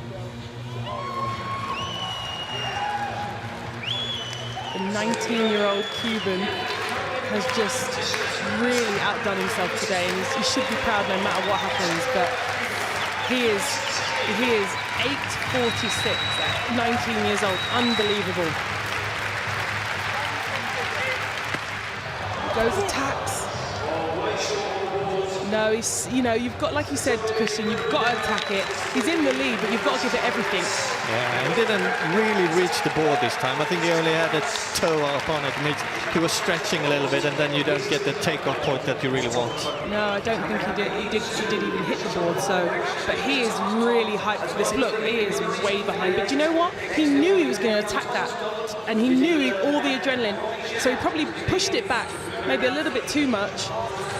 There you go, 7:86 to finish, but 8:46 in the world lead. Now, what can Nanyonga do to respond to that in this last round? Yeah, it'll be a nervous wait for Echevarria.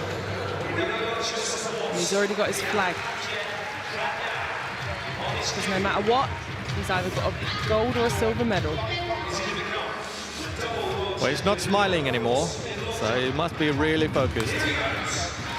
Yes, and he's asking for the support of the crowd. Big scream. Let all of that excitement out of you. Relax.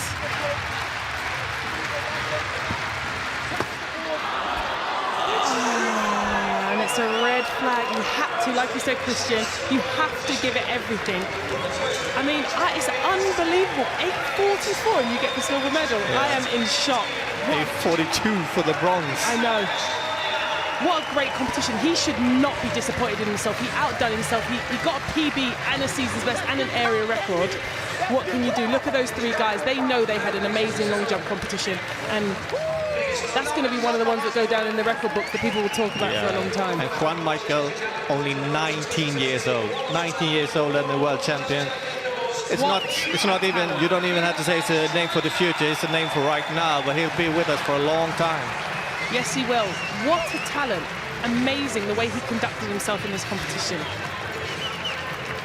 Huge congratulations. And look at that smile on Dende's face. Really nice to see, considering he was the world indoor champion 2 years ago. And he's happy with that bronze medal. And I think it's because that 8:42 jump. Absolutely. So here are the results. Manyonga, 8:44 and an area record for the silver medal. Looks like Rivera, 8:46 world league gold medal. And Dende for the bronze medal with 8:42.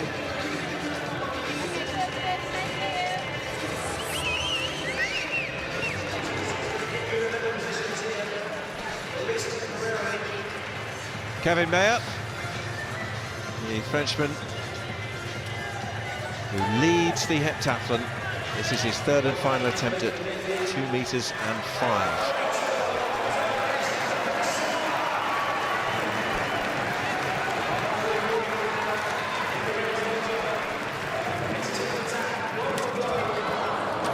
He's just caught the bar, and so Mayer bows out at 2:05. Like all of them, except for only one athlete who's kept the competition going in that group. Martin in the shot put. They're into the third round now.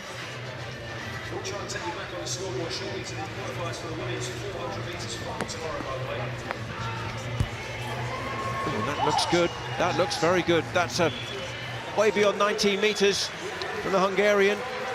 Well, she does have a habit of turning up when it really matters, and she's rotated her way round that circle, produced all that power, driven the shot way out in the field and beyond the 19-meter mark, and you can see what it means to her.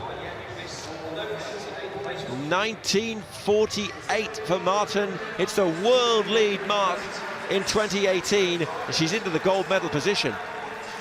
And you said she has a way of raising her game at the major championships, and she's done just that.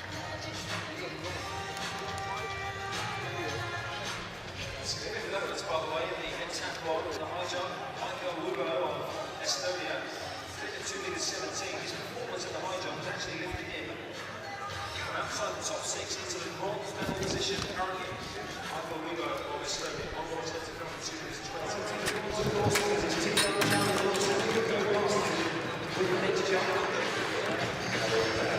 2:17 now in the other pool for these high jumpers, and that's Ubo who goes over, and look at the celebrations for him.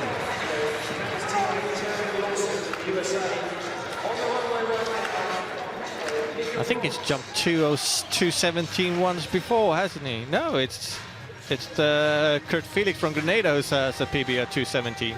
Michael Ubo has done 2:15, so it's a new PB. Excuse me.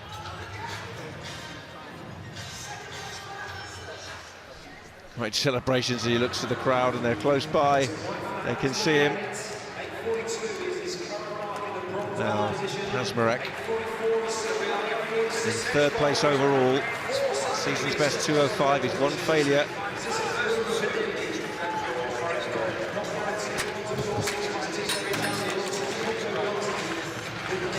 It's not That's another one. bad attempt, but you know, it's not getting the height at the right position when he clears the bar. So 208 might be a little bit too much at this attempt. Maybe not next. Confirmation of the result in the third semi-final of the women's 400 metres. Courtney Okolo, 51.79, joins Tavia Jenkins, the two qualifiers, and Belin Pasaki of Greece DQ'd. Phil Haley, therefore, took third.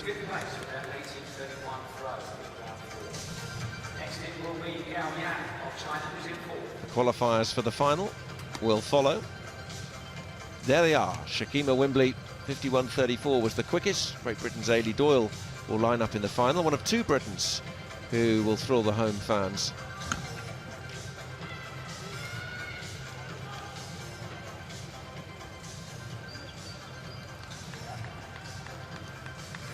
And we move from women's 400 metres to men's 400 metres. 3 semi-finals to be contested.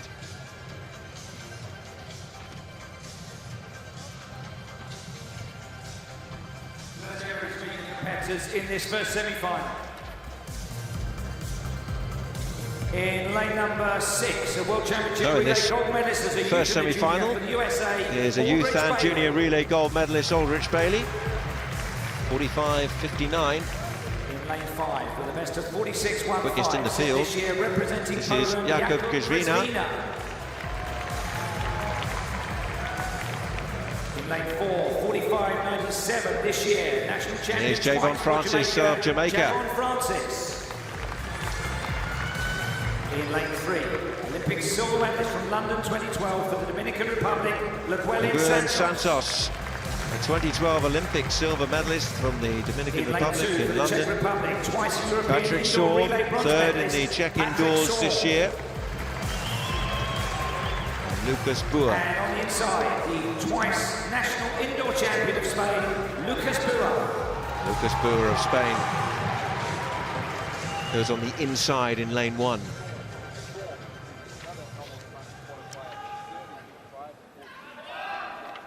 On your marks.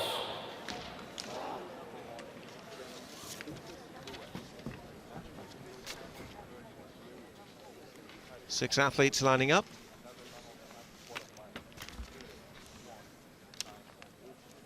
Remember, Braylon Taplin, one of those DQ'd. The world leader hasn't made the semi-finals. Boer, Storm, Santos, Francis, Kuzvina and Aldrich Bailey in lane 6. Spikes primed. And they're away in this first semi-final of the 3. It's only the first 2 in each heat who will qualify automatically. Haley looks to have made a good start, along with Francis, Javon Francis of Jamaica, who's gone well. Kuzvina's just responded to that a little bit as they come into the home straight for the first of 2 occasions and come off the stagger as well and hit the bell. And it's the American Aldrich Bailey who's got the lead, but there's a little bit of tussling because inside him Javon Francis is making a move there as well, and the Dominican Llewellyn Santos is up there as well, but a little bit boxed in, and Kuzvina is to his outside. So this is quite a battle going on for 2 automatic places. Bailey now has just found a little bit more stride, and is Francis struggling? There's a strong finish coming from Santos. It's Bailey and Santos. Those 2 will qualify. Santos may have just taken it on the line. 46.31, and those 2 have made it through to the final. It was a strong showing from Santos there. Bailey lost his stride a little bit in those last few metres, but did enough to secure second place. The season's best mark for Llewellyn Santos of the Dominican Republic, and a victory in the first semi-final. Yeah, this was a pretty good race. I mean, to be honest, Bailey looked like he might had it, but then in the last few strides, he just lost his footing and fell over. And that's not what you really want to do. No, and also I feel like Llewellyn Santos was the one who stayed away from the drama of the bumping and so on, so he kept his cool, kept his speed. A little bit of disappointment. Oh, here we go. And the women's shot put. This is Thomas Dodd of Jamaica in third place at the moment. This is the third round, and that's a big throw out across the 19-metre mark for the Jamaican record holder. Yeah, I think she's come in there with 19.09, so let's see if she's if she's got that. And it definitely looks like she has. And she knew it. Well, she hasn't gone across the 19-metre mark so far, but we know she has there, and she's got a new record. She's broken her own record to go up to second, 19 metres and 22. Danielle Thomas-Dodd into the silver medal position.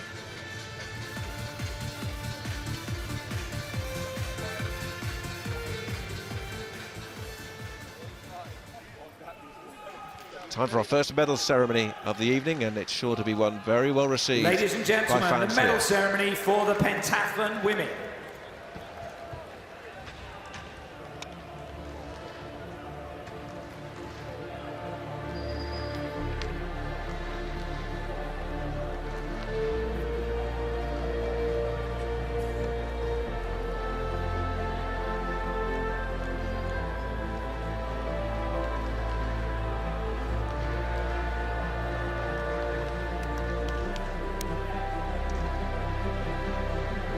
Presenting the medals, Jose Maria Odriozola, IAAF Treasurer.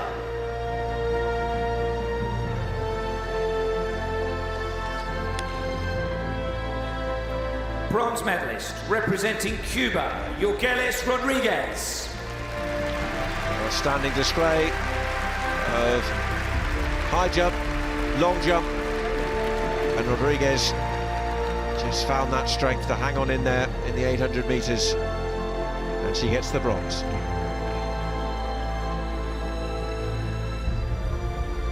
Silver medalist representing Austria, Ivona Dadic.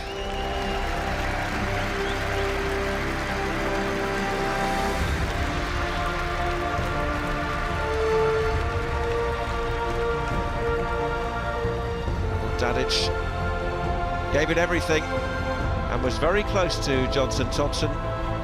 To give her gold enough medalist concern. And IAAF World Indoor Champion representing Great Britain and Northern Ireland, Katarina Johnson-Thompson.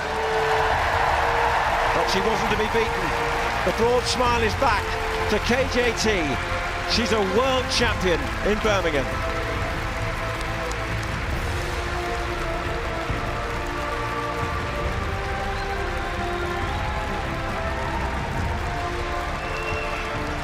Ladies and gentlemen, the national anthem of Great Britain and Northern Ireland.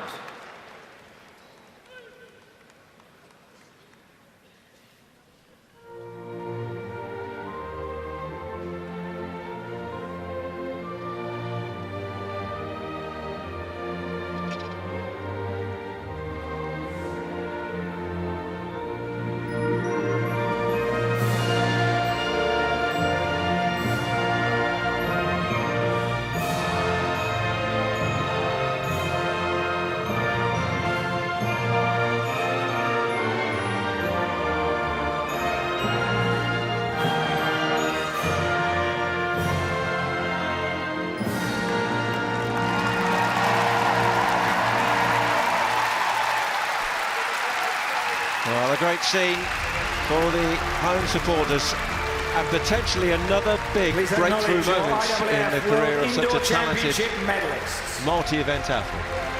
Yeah, you know, I feel so happy for Kat right now, and you can just see on her face how much that means to her. I think this was a really crucial moment for her to win for her mental approach, and I think this is going to really stand her in good stead from here on. And she needed this little bit of luck, and it's not really luck because she's worked really hard for it, but you know, really happy for her, and I think it's going to be extremely good for her moving forward, so we can really see what she's got to offer in the women's heptathlon outdoors.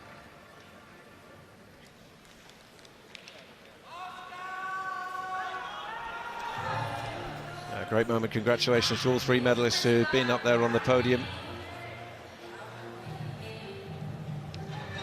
And that podium is literally one of the best podiums I've ever seen. So now, Marcel Ubo, third attempt in the heptathlon high jump at 2 meters 20. The other group bowed out at 2:05, so this is significantly higher. He's already set his best mark of his career. And he goes out, but only after a really impressive display of jumping, which saw him clear 2:17, and that has positively elevated him up into the medal placings. He's now in 3rd place. Yeah, and in his pool, the last person in that went out at 199, so he's been in this on his own for quite a while, from 199 all the way to 2:17, so he's been out there doing it alone.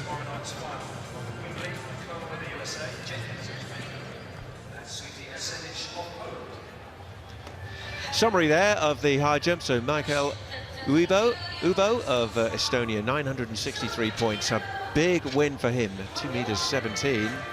And Kevin Mayer down there in 5th place in that event. We've lost Kurt Felix of Grenada. Lyndon Victor managed no mark. Overall standings, 4 events down. Mayer still clinging on to gold, but Ubo has pushed himself up to 3rd position. Damien Warner is still in 2nd, and we've lost Kurt Felix of Grenada from the list of starters.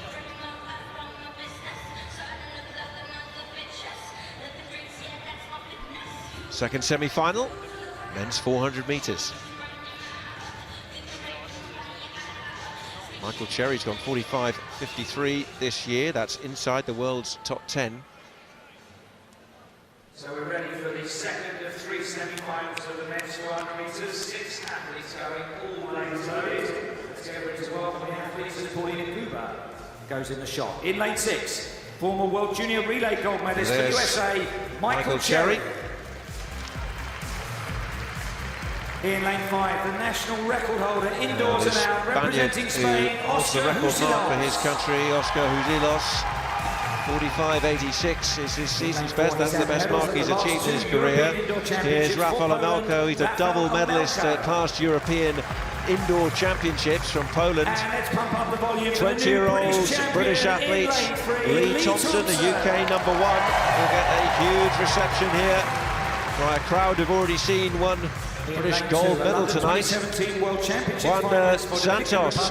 Wanda Santos is in lane 2. World Championship finalist in hurdles. From the University of Texas, representing Trinidad and Tobago, it's Asa Guevara. Tomorrow night's final. This is semi-final number 2 of the men's 400. On your marks. Big moment for Lee Thompson. Final urging of support from the crowd here, watching on in Birmingham. Guevara's in 1, Santos in 2, Thompson 3, Amelko 4, Huzilos in 5, and Michael Cherry of the United States is on the outside. He'll go in lane 6. Fingers poised. Set. Heat 2. Second of 3 semi-finals in the men's 400 metres. And Thompson trying to keep pace with Amelko, the Polish athlete, outside him. But instantly you can see a strong showing from Wanda Santos of the Dominican Republic, while Cherry and Huzilos are looking good on that outside. They'll head towards the bell with this final lap. Cherry in 2nd, and it's Huzilos, the Spaniard, just in front of him, and Amelko back there in 3rd place. Thompson trying to make a move, the British athlete back down the field, but it's only the first 2 in each heat will qualify, and these 2 are breaking away and looking strong and confident, and I think only Amelko's got any kind of chance to catch them, because into the home straight it is Huzilos of Spain, Cherry of the United States. Those are the 2 automatic qualifiers after the second semi-final in the men's 400 metres. 45.69 for the winner, the Spanish record holder, Oscar Huzilos. Talk about a strong run from the Spaniard. Yeah, 45.86 coming into this, so that's a new national indoor record for him with 45.69. And Cherry, 2nd with 45.73, which wasn't too far off either of his season's best or personal best this year. Well, he came into this as the man in possession of the Spanish indoor record, José Ilos, and that time now confirmed at 45.69 is a new record mark.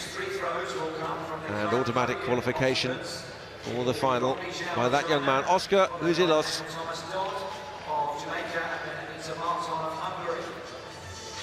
So 3 throws, 3 continents, 3 medalists at the moment. Got Lee Jiang first, the world champion. We go back to the shot, and it's Hong Li Hai. Big shout as she released that. It's short of 19 metres. Through 18.98 with the second attempt. They're into round 5 now, the remaining athletes and shot putters in this final.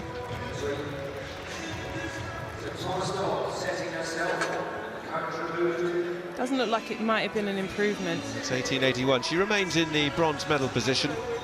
Very consistent, those series. 18.98, 18.83 and 18.81, so she's consistent. The world champion at the moment is hovering outside those medal positions. Yao Yang. And here's somebody who is in a medal position, Danielle Thomas-Dodd.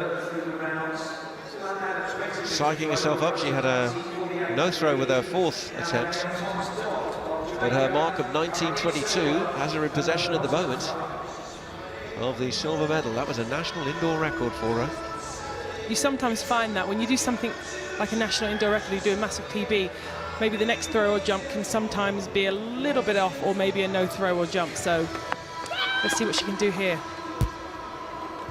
She's away and out towards 19 metres, but I don't think that's going to be any better. It's short of the 90-metre line, and she's already got 19.22 to her name, and that one is coming in just below. 1886. The mark made at 18 metres 86. She stays in silver medal position. Guaranteed that extra round. Let's hear it for Anita Martin of Hungary as she comes into the circle.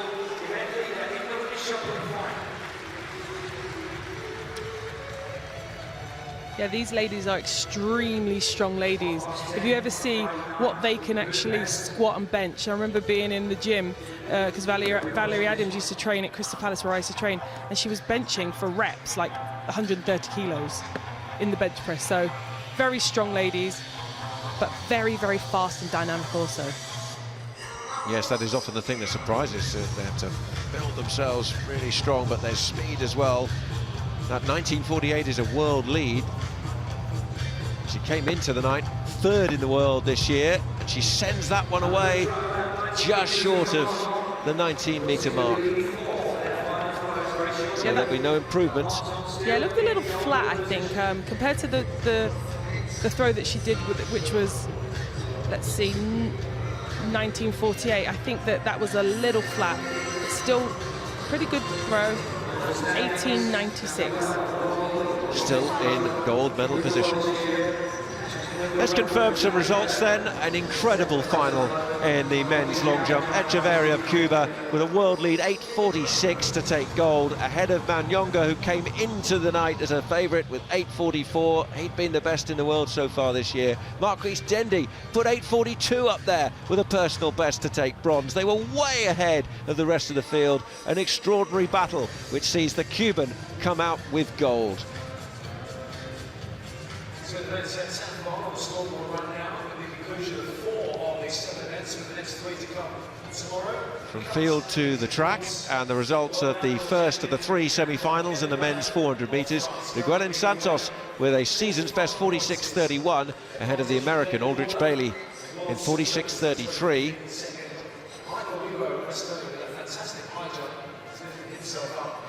A national indoor record set by Oscar Uzilos of Spain in 45.69 saw him take victory in the second of the 3 semi-finals ahead of the United States' Michael Cherry. Those are the 2 automatic qualifiers. The third and final semi-final is coming up now on the track, and it features the defending world indoor champion.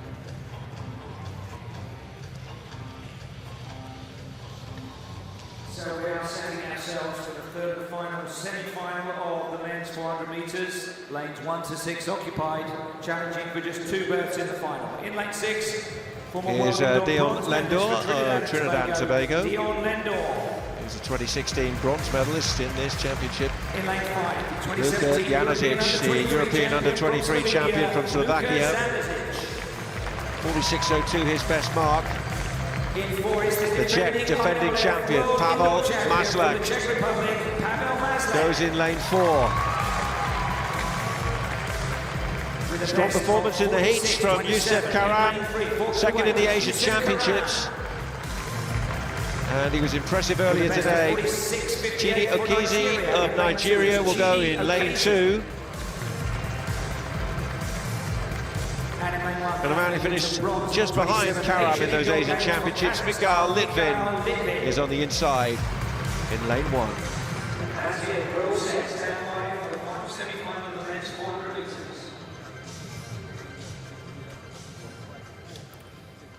1. On your marks.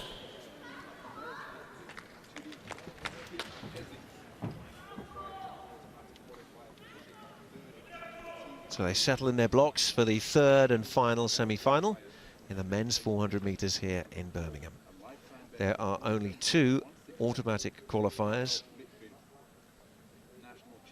It's all on a top 2 placing. For the inside, it's Litvin, Okizi, Karam, Maslak, Janasic and Lendor. Away they go. Lendor is on the outside. He's all about performing in finals in this World Indoor Championships. Third couple of years ago, but Maslak has made a very strong start, and Karam has pulled up. Karam is out. Maslak, though, has made a very strong first 200 metres. Outside him is Janasic and Lendor. At the bell, with one man dropping out, Lendor takes the lead. Maslak is in second, and Janasic is just on the defending champion's shoulder. Those 3 are well clear of Okizi, who's in 4th position, and Litvin back there in 5th. But of the 3, it's only 2 who'll qualify, so this could be quite a finish coming up here. Has Lendor got enough to hold off the defending champion, Maslak? And also, what has Janasic got to come? Oh, it was really close towards the line. Maslak, he stuck his arm out there to make sure he could get across the line and secure that final place. It was tight. Lendor produced a good run as well, but Janasic was just threatening as well in those closing stages, and so all of them now will just pause for a moment. Maslak, I think, has done enough potentially just to take it. Maybe Lendor was there first, but it was Maslak who took them through first, and it is Maslak indeed who took the tape thanks to a really strong finish very, very late in the race. And you can see he just does enough there, and we're still waiting for confirmation of second place. Lendor has got it. Lendor of Trinidad and Tobago gets second place. So those are the 2 qualifiers for the final. There was very little in it between Lendor and Janasic, and not much in it for first place either, but Maslak got it.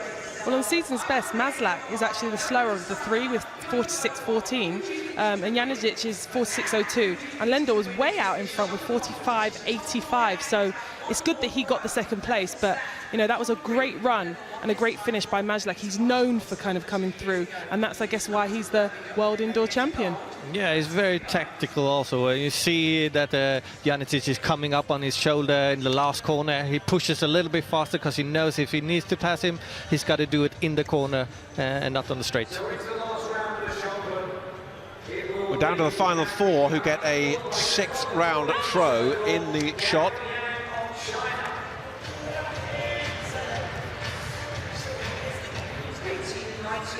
And here is Gao Yang, currently just outside the medal places. What can she do here? And it's short of 19 metres.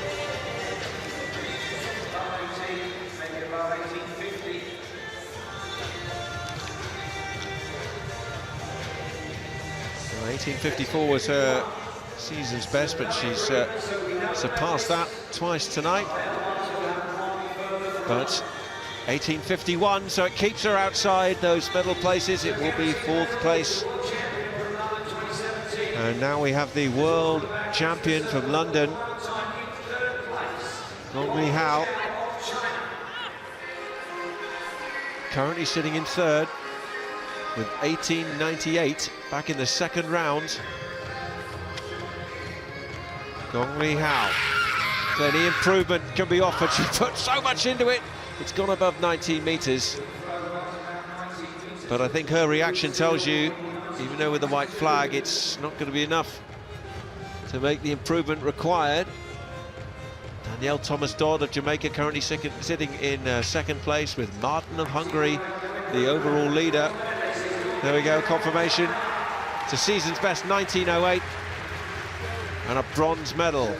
And good for her to get over that 19-metre mark. And it's just worth noting that in this last round, where the top four, they reversed the order so that the person with the best result going into this round goes last. So it builds up to that last round and that best performance. And indeed, the reduced field getting this extra attempt. Thomas-Dodd now, silver medal position. She's trying to endanger gold, but I don't think she feels she's done enough with that. 19.22 is her best so far. She needed to surpass 19.48 of Anita Marton. And she's cleared 19 meters, but she's way short of the impending champion, Anita Marton of Hungary. There we are, Thomas-Dodd's competition is over, and so therefore Anita Marton. Well, we've talked about the need to turn up on the biggest stage and perform. She's done that once again here. She came into this event having been beaten 19 times out of 20 by Gong Li Hao, the world champion. Well, she's beaten her on another very big stage. Already the best throw in the world this year, and she's turned out a huge one to finish with. What a way to celebrate a medal. That's massive from Marton. And what a way to keep her cool, knowing that she's entering the circle already as the world indoor champion. Well, she's gone better. She's gone better. It's 19.62. What a way to finish the competition and to celebrate that gold medal you've just won. The best mark in the world this year. She's extended it with her final throw. 19.62. Gold medalist, world champion, Hungary's Anita Marton.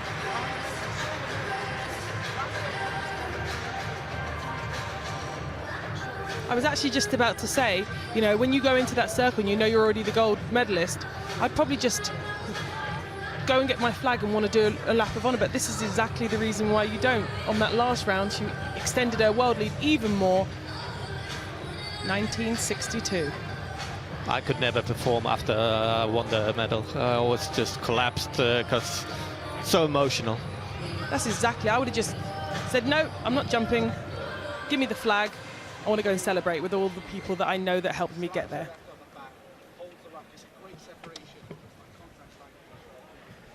Ladies and gentlemen, the medal ceremony for the long jump men.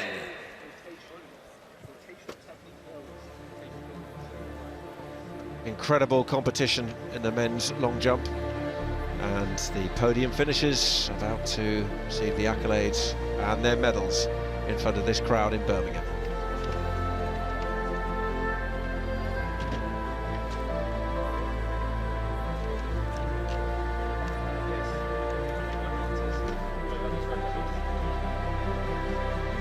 Presenting the medals, Alberto Juanterena, IAAF Vice President.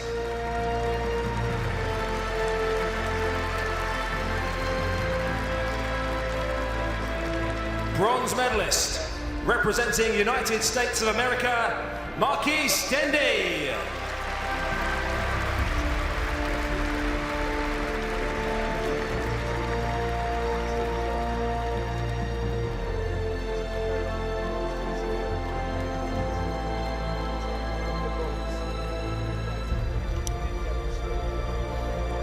Silver medalist, representing South Africa, Luvo Manyonga.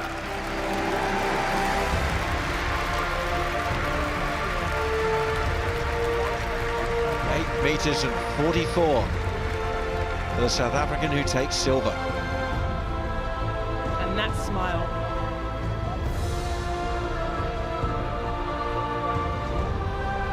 He's overcome Record so mark much. in the process as Gold well. medalist He's and overcome so much in his life. IAAF World Indoor Champion, representing Cuba, Juan Miguel Echeverria. Well, the tradition of Cuban excellence in jumping into the pit continues here in Birmingham. Yes, it does, and I think it's going to continue for some time with this 19-year-old.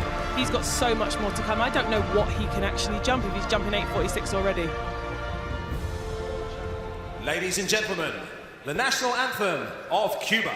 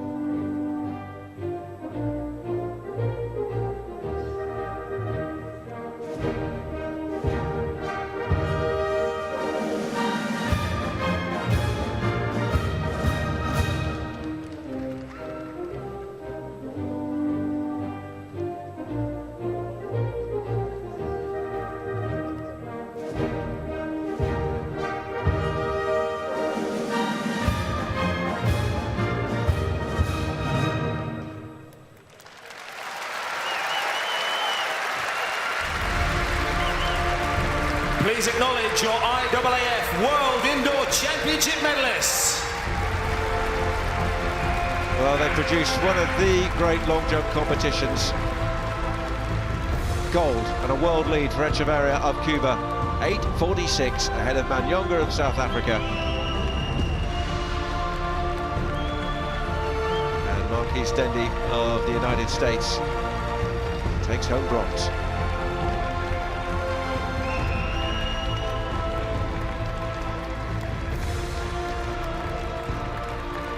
She makes her way to home straight. Well, world lead mark and a world champion. Anita Martin of Hungary takes gold in the women's shot put ahead of Jamaica's Danielle Thomas-Dodd, who set a new national record with 19 meters 22.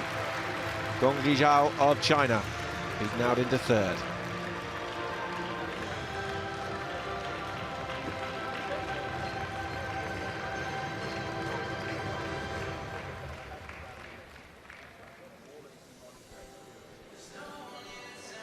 Third semi-final in the men's 400 meters saw the Czech and defending champion Pavel Maslak narrowly shave victory over Dion Lendor of Trinidad and Tobago. They just held off the challenge late of Luka Janasic.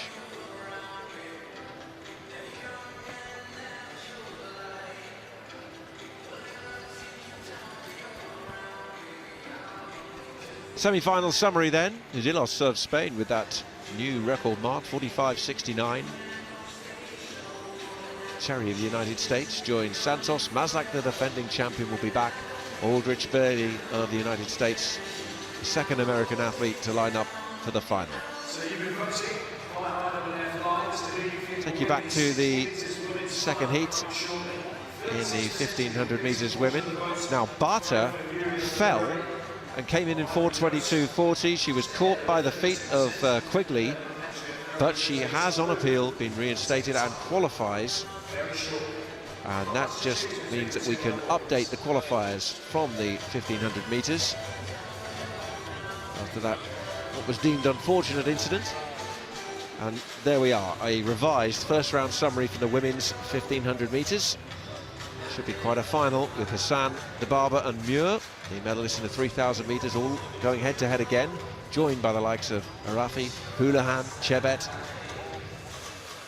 and Colleen Quigley of the United States in there as well, and not to be forgotten, Barter of Sweden, who joins them. Two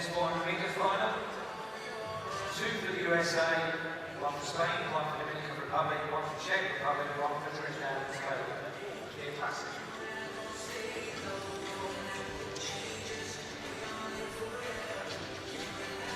One race to go, but my, it's a big one, and no one is going anywhere in Arena Birmingham.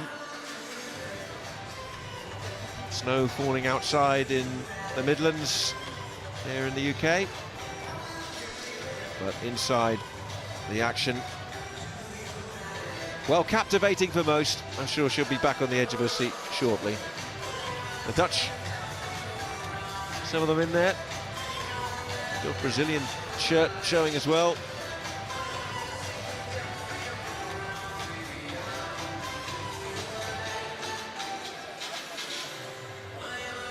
And it is really nice to see so many people that have made it out in this weather to make it here to see this fantastic night of athletics. It's the final of the women's 60 metres. 60 metres final. 8 athletes, a fantastic lineup. Champions across the world in World Championships, Olympic Games, and in World Indoor Championships as well. Who will rise and come to the fore? Ahure was sensational in the semi-finals.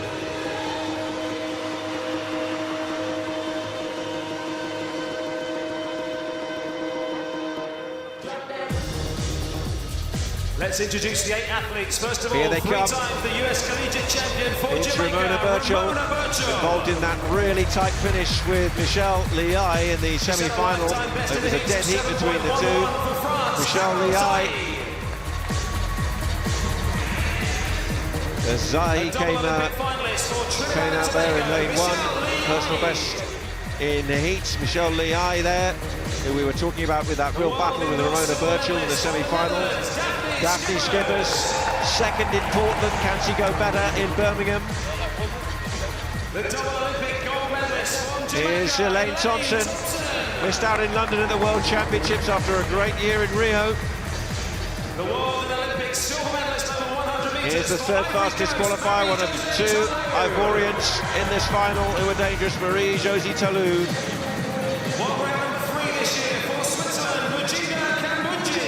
And here's Kambunji, European bronze medalist, and very impressive. And here's the world leader now in 2018. Perhaps the one to beat on the night, Muriel Ahure. Those are your 8 athletes. Atmosphere building inside Arena Birmingham for a big, big final. Yeah, and just to say, actually, I really like the way that they're doing the invite of the athletes. They're going from lane 8 to lane 1, building all the way to the middle lanes, which is where they think that all the main action is going to be. So I really like that way of doing that. It's going to be an absolutely on fire, red hot final. Maybe warm us all up a little bit before we all go home. Ahure set the mark On your mark. in the semi-final. But you know there is so much competition there from the likes of Skippers, Thompson, Talou. Skippers edged out to the silver in Portland. 2-time world champion settling down. Women's 60 metres final. Zahi, Skippers, Thompson, Ahure, Kambunji, Talou, Liai, Birchall. Birmingham is waiting with bated breath.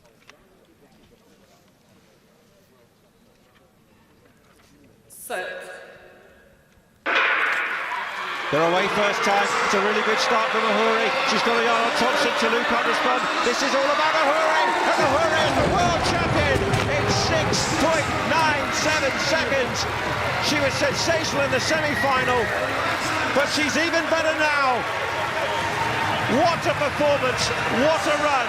Muriel Ahure is the world champion here in Birmingham. And that was explosive. She blew away some of the fastest women in the world. All hail Ahure here in Arena Birmingham. That was absolutely one of the best races. The way that she just absolutely got out of those blocks and dominated that race from the beginning. What a fantastic race. And it is a 1-2 as well for the Ivory Coast, with Talou confirmed in second. Oh, wow. You know, Christian and I were sitting here kind of writing down our predictions of who we thought was going to get in the top 3. And Christian had it quite close with Ahurey, Kambunje, and then Talou. And it was really close on the line. We actually thought he got it right. Amazing. What an absolutely fantastic women's final. 6:97. And Kambunji's just learned that she's got the bronze in what was a really, really tight finish behind Ahurey, who streaked away from the rest. Matching times with Talou. Kambunji got third, edging out Elaine Thompson of Jamaica, who is being confirmed now in 4th position. But Ahurey set a world lead mark in the semi-final and then smashed it again in the final to go sub 7 seconds. And it's a night for the Ivory Coast to enjoy. How amazing. They came into this, Talou and Ahurey came into this both with season's best of 7:07, identical times. So to go under 7 seconds, 6:97, a world lead and a personal best. Well, actually, is it her personal best? I'm sure it is her personal best. So, you know, it just shows the way that she reacted, that scream, just shows how much it means to her. Absolutely fantastic. She's shaped 2/100ths of a second off her personal best indoors, going from 6.99 down to that 6.97 mark. And there she's just joining Kambunji. They will be on the podium. What a trio, what a performance. The likes of Skippers couldn't keep pace with them on the night. She was beaten down into 5th place. Well, Talou confirmed with a 7.05 mark and also a personal best just. Kambunji has a personal best at her national championships she did, which I think was 7:03, so Yes, she was pretty close too. The only one of the 3 not to run fastest ever, but she has run to bronze, and look at the expression on her face. Delight. Bronze medalist in a world championship. She was a bronze in the Europeans as well. But there's a picture that will be proudly beamed around the world and particularly across Africa, and here it is again. I've been waiting to see this. I mean, she literally explodes out of those blocks like a bullet, and she dominates the race from the beginning. I mean, there's daylight between her and the rest of the field, and, you know, that was a really confident and dominant performance, and that's one of the words you wrote down, didn't you, Christian? Confident. Yeah, you look really confident coming into the stadium as well, and just like she did in the semi-final, she exploding out of the blocks, takes the lead from step 1, keeps going, and doesn't let up. And here you see the head-on shot. Kambunji slightly veering to her right-hand side of her lane. Luckily stays in the lane because we don't want any more disqualifications, as we've been seeing. But as you can see here, Ahurey is really aggressive. Very, very dominant. And there she goes across the line. World indoor gold medalist. It's actually really interesting, though, to see, and I don't know if anyone can tell me what this is, the first time a US athlete has not been in the top 3 in the women's 60, because they've been a very, very dominant force in the sprints. Will be one for the statisticians.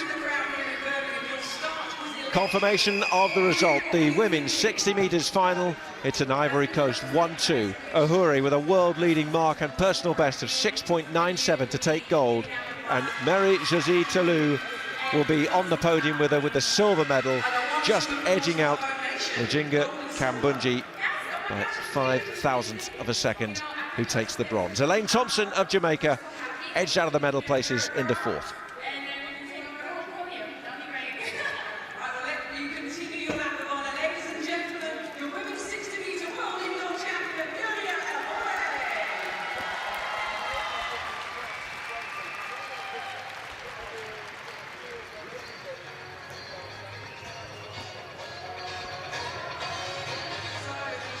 The bronze medalist getting her adulation from friends, supporters in the crowd. it's really nice to see Kambundji like this. I have a small anecdote from 2014 when we were in Zurich for the European Championship, and she was doing the 4x100 meter, and she dropped the baton, and she felt like she let down her team, let down the whole stadium, so she ran out crying. But the stadium wouldn't have it, and the whole audience started chanting her name, so she would come back into the stadium. They wanted to show their support for her, and now she's here, successful as a bronze medalist in the World Indoor 60 meter. And I'm sure they'll be chanting her name for a whole another reason. That bronze medal is amazing. 7:05.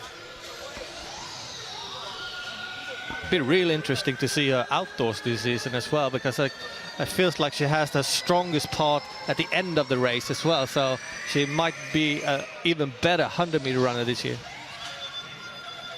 I think we were saying not only are there no US girls in the top 3, there were no US girls in the whole final, which is very strange.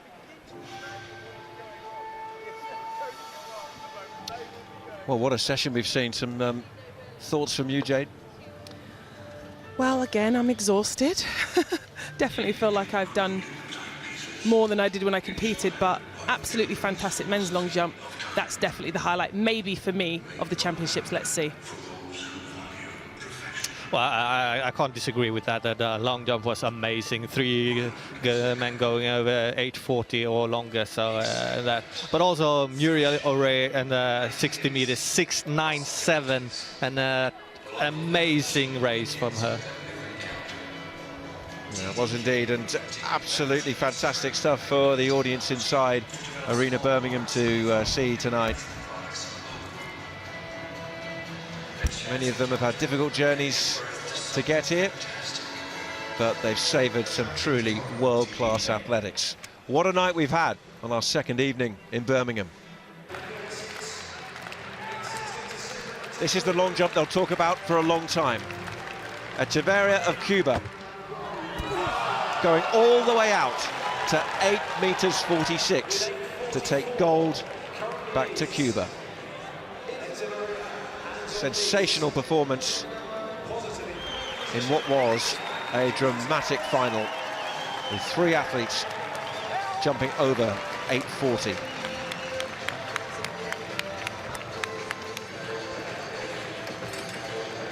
In the heptathlon, they were on the high jump.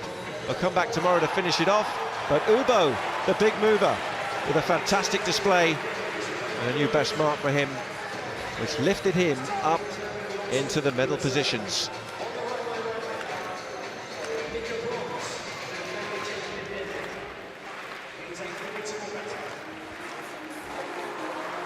They'll conclude tomorrow as Kevin Mayer, the current leader, celebrates with him. And the celebrations will continue for Hungary's Anita Marton. She raised her game when it really mattered, on the biggest stage.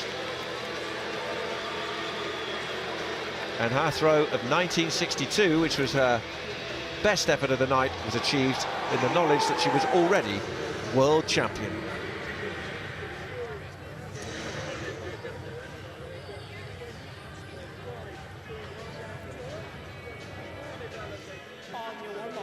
British supporters in the crowd knew that Katrina Johnson-Thompson was in with a very strong chance of securing gold if she could hold off the challenge of Dadic of Austria. And she rose to that challenge to win the 800 metres, to win gold on the world stage.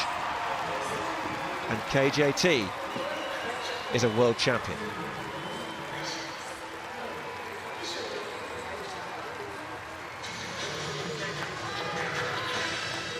Great celebrations and a gold medal for an athlete who has had her highs and lows at major events in recent years. Dadic took the silver, 50 points adrift. And Rodriguez of Cuba completed a scintillating day with the bronze. The climax, though, the drama. The Ivory Coast, a 1-2 in the women's 60 metres. Cometh the hour, cometh the hooray. 6.97, a sensational display, an emotional reaction, a world champion in Birmingham.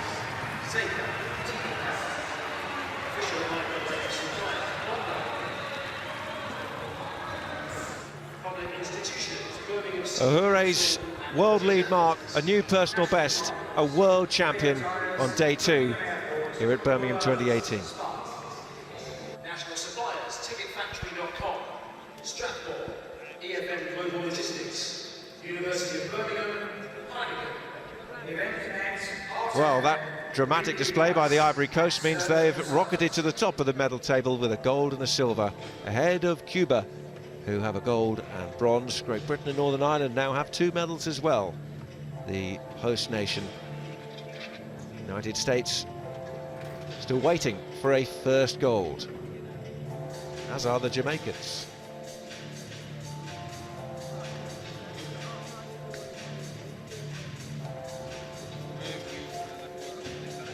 Other medal winners so far include Qatar, South Africa, Germany, Italy, China and Switzerland. So that is it. We will be back on our live coverage in around 14 hours time. For Jay Johnson and Christian Olsen, it's Tony Husband saying thanks for joining us. We hope you've enjoyed it as much as we have. We'll see you tomorrow.